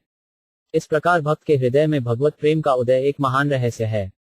ब्रह्मा जी पहले ही नारद से कह चुके हैं कि भगवान की दिव्य भक्ति में लीन रहने के कारण उनको इच्छाएं कभी भी अतृप्त नहीं रहती, नहीं उनके मन में भक्ति के अतिरिक्त अन्य कोई इच्छा रहती है। भक्ति योग को यही सुंदरता है तथा यही रहस्य है। जिस प्रकार अच्युत होने के कारण उनकी इच्छा अचूक है, उसी प्रकार दिव्य भक्ति में लगे भक्तों की इच्छाएं भी अच्युत हैं। किंतु जिसे भक्ति के रहस्य का ज्ञान नहीं, ऐसे अज्ञानी के लिए यह समझ पाना कठिन है, जिस प्रकार की पारस पत्थर की शक्ति को समझ पाना। पारस पत्थर अत्यंत विरल है, उसी प्रकार भगवान का शुद्ध भक्त भी लाखों मुक्त पुरुषों में विरल ही पाया जाता है।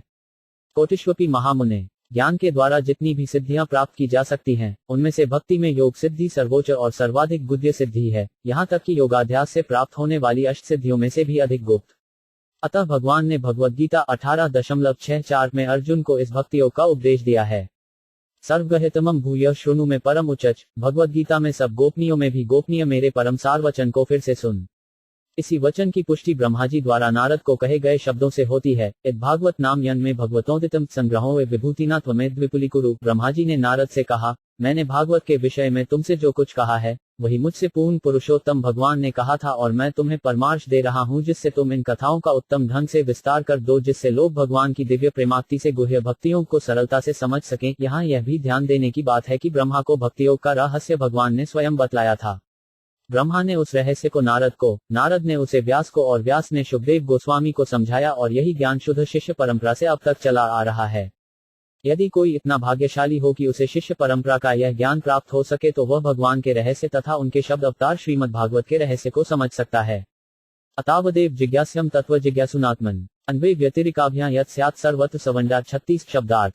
जो व्यक्ति परम सत्य रूप श्री भगवान की खोज में लगा हो, उसे चाहिए कि वह समस्त परिस्थितियों में सर्वत्र और सर्वदा प्रत्यक्ष तथा अप्रत्यक्ष दोनों ही प्रकार से इसकी खोज करे। तात्पर्य, जैसा पिछले श्लोक में कहा गया है, भक्तियोग के रहस्य को जान लेना ही जिज्ञासु के लिए समस्त जिज्ञासाओं को परम अवस्था या उनका परम लक्ष्य है। प्रत्येक व्यक्ति भिन्न भिन्न ढंग से आत्म साक्षात्कार की खोज में लगा हुआ है, चाहे वह कर्म योग से हो, ज्ञान योग से हो, या कि ध्यान योग या राजयोग से हो, अथवा भक्ति योग से हो। प्रत्येक चेतनायुक्त जीवात्मा का कर्तव्य है कि आत्म साक्षात्कार में प्रवृत्त हो।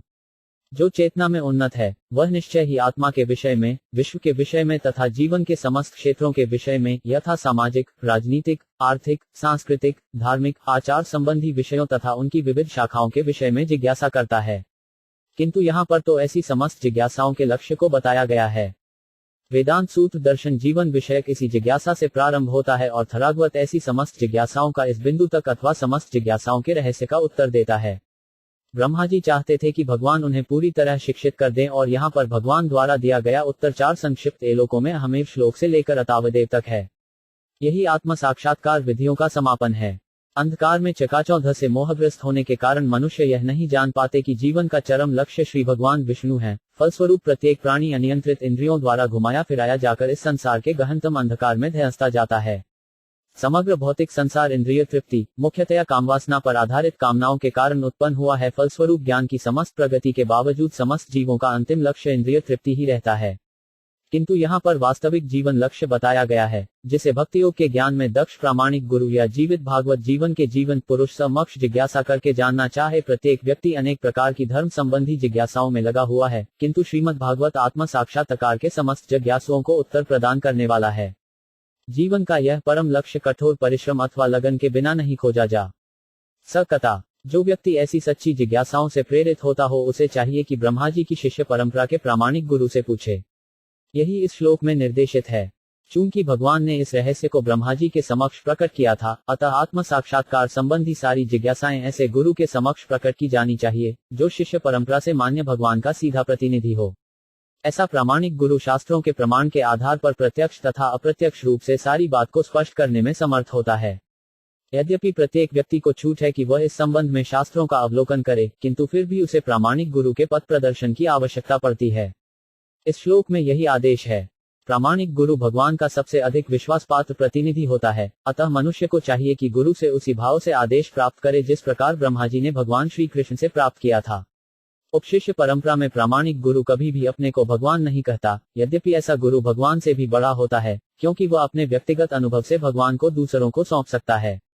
भगवान को केवल शिक्षा या उर्वर मस्तिष्क के द्वारा प्राप्त नहीं किया जा सकता, किंतु प्रामाणिक गुरु के पारदर्शी माध्यम से जिज्ञासु को उसकी प्राप्ति हो सकती है।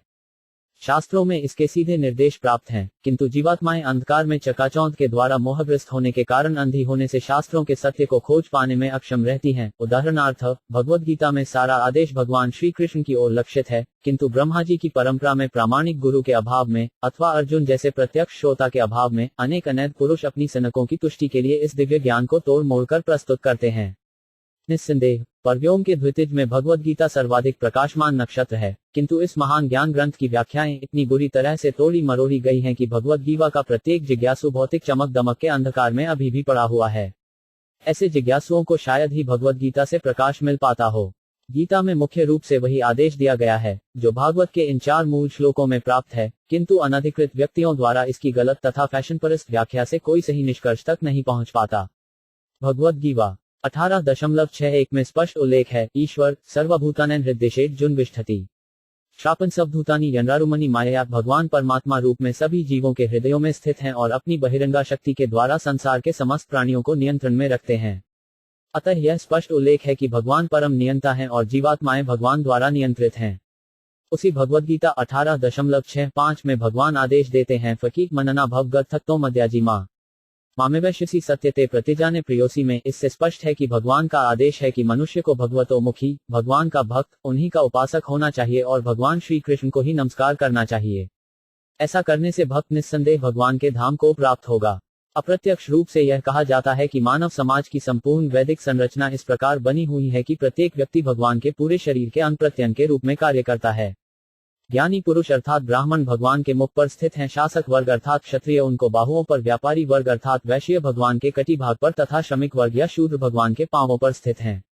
अतः संपूर्ण सामाजिक ढांचा भगवान का शरीर है और शरीर के विविध भाग यथा ब्राह्मण, क्षत्रिय, वैश्य तथा शूद्र सभी मिलकर भगवान के पूरे शरीर की सेवा करने के निमित्त हैं, अन्यथा ये भाग एकता की परम चेतना में समन्वित किए जाने के योग्य नहीं रह जाते। श्री भगवान से संबद्ध सभी की समन्वित सेवा से विश्व चेतना प्राप्त की जा सकती है। अतः बड़े से बड़े वैज्ञानिक, महान दार्शनिक, चिंतक, राजनीतिज्ञ, उद्योगपति, समाज सुधारक इत्यादि तक भी इस संसार के अशांत समाज को कोई राहत नहीं दिला सकते, क्योंकि वे भागवत के इस श्लोक में वर्णित सफलता के रहस्य अर्थात भक्ति योग के रहस्य को नहीं जानते।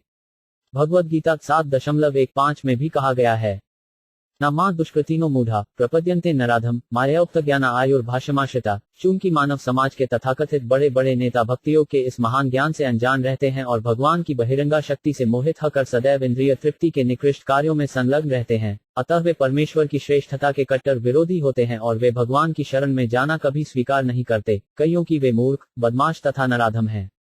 ऐसे श्रद्धारहित नास्तिक चाहे उन्हें कितनी ही उच्च शिक्षा प्राप्त क्यों न हो, वास्तव में संसार के सबसे बड़े मूर्ख हैं, क्योंकि बहिरंगा प्रकृति के प्रभाव से उनका सारा ज्ञान व्यर्थ हो जाता है।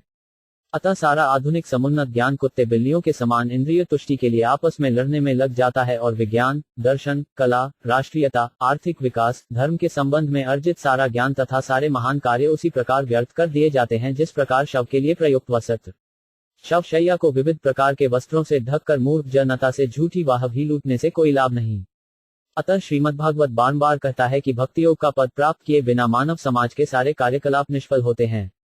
कहा गया है, पराभवस्तावत बोधजातो यावन जिज्ञासत आत्मतत्वम यावक्रियास्तावदिदम यनो वे कर्मात्मिक यन शरीर बंध थायवत 5.50। जब तक मनुष्य आत्म साक्षात्कार की जिज्ञासा की उपेक्षा करता है तब तक बड़े से बड़े भौतिक कार्यकलाप पराजय स्वरूप होते हैं, क्योंकि मानव जीवन का उद्देश्य ऐसे अवांछित तथा व्यर्थ के कार्यों से पूर्ण नहीं होता।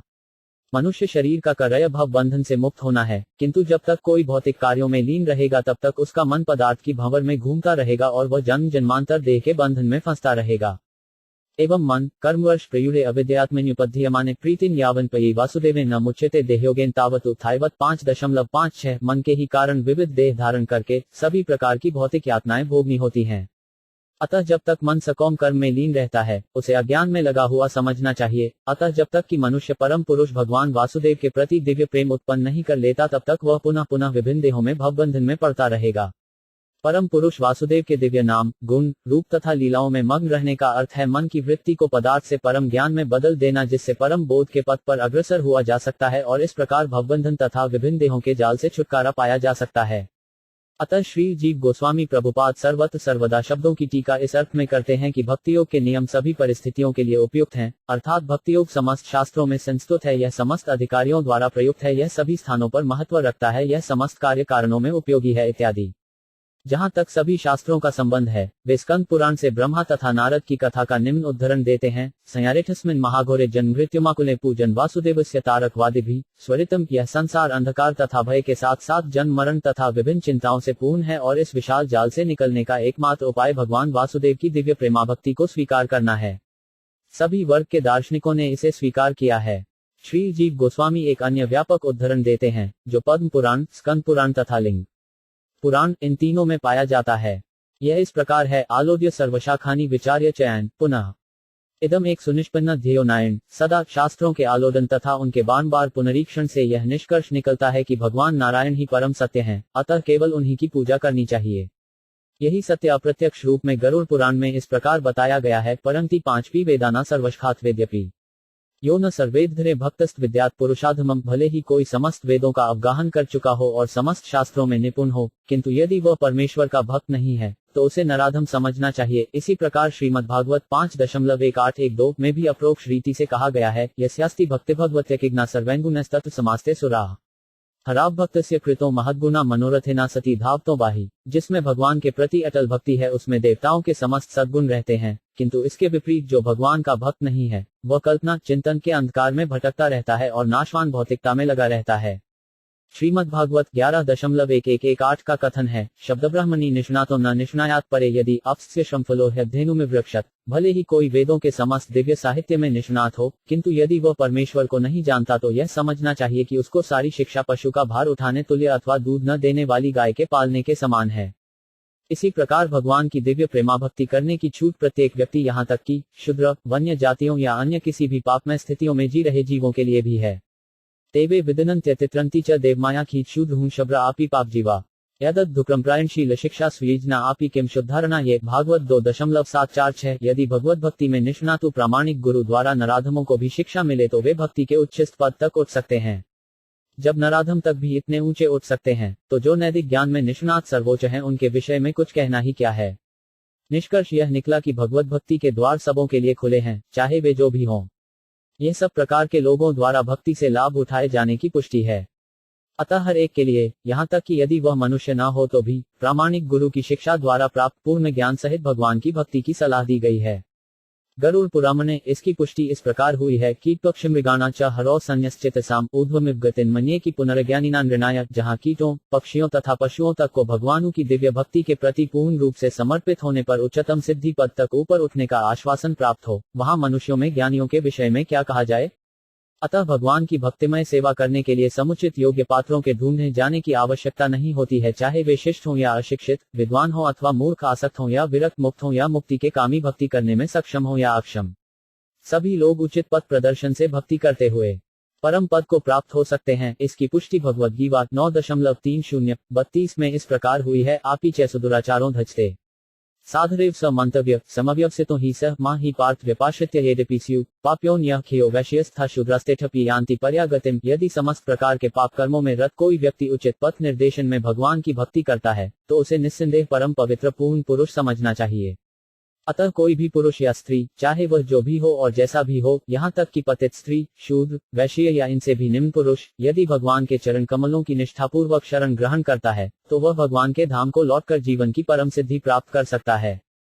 यही निष्ठा एकमात्र पात्रता, योग्यता है जिससे वह जीवन के उच्च पूर्ण पद को प्राप्त कर सकता है, और जब तक ऐसी निष्ठा जागृत नहीं होती तब तक भौतिक दृष्टि से शुद्धि अथवा अशुद्धि, ज्ञान अथवा अज्ञान में अंतर दिखता है। अग्नि तो सदैव अग्नि रहती है, अतः जब कोई जाने या अनजाने अग्नि को छूता है तो अग्नि बिना भेदभाव के अपना कार्य करती है। नियम है, हरिहरति पापानि दुष्टवितैरपि सितः। सर्वशक्तिमान भगवान भक्त के सभी प्रकार के समस्त पापफलों को शुद्ध कर सकता है, जिस प्रकार सूर्य अपनी शक्तिशाली किरणों से सभी प्रकार के संदूषणों को संदमित करता है। भगवान के शुद्ध भक्त पर भौतिक सुख के आकर्षण का रंग नहीं चढ़ता। शास्त्रों में सैकड़ों हजारों ऐसी सूक्तियां हैं। आत्मायमात मुनया, स्वरूप सिद्ध पुरुष भी भगवान की दिव्य प्रेमाभक्ति के प्रति आकृष्ट होते हैं। केवल्या भक्त्या वासुदेव परायणा, केवल श्रवण तथा कीर्तन से मनुष्य भगवान वासुदेव का परम भक्त बन जाता है। न चलती भगवद्दार विदल बने मिशार्ध पापी स वैष्णवाग्रिय। जो वह व्यक्ति भगवान का चरण कमलों से एक क्षण के लिए भी नहीं हटता उसे समस्त वैष्णवों में सबसे बड़ा समझा जाता है। भगवत पाशदत्तों प्राप्ते मत्स्यक्या प्रतीत ते शुद्ध भक्तों को भगवान को संगति प्राप्त करने का पूरा विश्वास रहता है और इस तरह वे भगवान की दिव्य सेवा में निरंतर लगे रहते हैं। अतः समस्त भूखंडों, लोकों तथा ब्रह्मांडों में भक्ति योग प्रचलित है। यही श्रीमद्भागवत तथा अन्य शास्त्रों का कथन है। सर्वत्र का अर्थ है भगवान की सृष्टि के प्रत्येक भाग में भगवान की सेवा समस्त इंद्रियों से या मन से की जा सकती है। दक्षिण भारत में जिस ब्राह्मण ने केवल अपने मन के बल पर भगवान की सेवा की थी उसे यथार्थ में भगवान के दर्शन हुए। जो भक्त अपनी किसी भी इंद्रिय को पुनर्तः भक्ति गुण में लगाता है उसकी सफलता निश्चित है। भगवान की सेवा किसी भी वस्तु से, यहाँ तक कि सर्व साधारण वस्तु जैसे फल, फूल, पत्ती या कि थोड़े से जल द्वारा जो संसार भर में सर्वत्र बिना मूल्य के ही उपलब्ध हैं, की जा सकती है। भगवान ब्रह्मांड भर के जीवों द्वारा इसी प्रकार सेवित हैं। केवल श्रवण, कीर्तन या उनकी लीलाओं के पठन से, पूजन से या उन्हें मानने से ही उनकी सेवा हो जाती है। भगवद्गीता में कहा गया है कि मनुष्य स्वकीय कर्मों के फल अर्पण करने से भी भगवान की सेवा कर सकता है, इससे कोई अंतर नहीं पड़ता कि वह करता क्या है। सामान्य रूप से लोग कह सकते हैं कि वे जो भी करते हैं वह ईश्वर की प्रेरणा से करते हैं, किंतु यही सब कुछ नहीं है। मनुष्य को वास्तव में भगवान के सेवक के रूप में कार्य करना चाहिए। भगवद्गीता 9.27 में भगवान कहते हैं, यत् करोषि यच्छनासि यज्जोहोषि ददासि यत् तपस्यसि कौन्तेय तत्कुरुष मदर्पणम्। जो तुम्हें अच्छा लगे या आसान लगे वही करो, जो चाहो सो खाओ। जो भी यज्ञ करना हो करो, जो भी दान देना हो दो, और जो भी तपस्या करनी हो करो। न तू प्रत्येक कार्य केवल भगवान के लिए होना चाहिए। यदि तुम कई कार्य करते हो या कोई नौकरी स्वीकार करते हो तो भगवान के हेतु करो। जो भी खाओ वही भगवान को भी अर्पित करो और आश्वस्त रहो कि वे उस भोजन को पाने के बाद तुम्हें लौटा देंगे। वे परम पूर्ण हैं, अतः जो भी भक्त द्वारा अर्पित किया जाता है उसे वे भक्त के प्रेमवश ग्रहण करते हैं, किंतु पुनः प्रसाद के रूप में भक्त को लौटा देते हैं, जिसे खाकर वह प्रसन्न रहे। दूसरे शब्दों में, ईश्वर के सेवक बनो और उसी भाव में शांतिपूर्वक रहकर अंत में भगवान के धाम को प्राप्त करो। स्कंद पुराण में कहा गया है,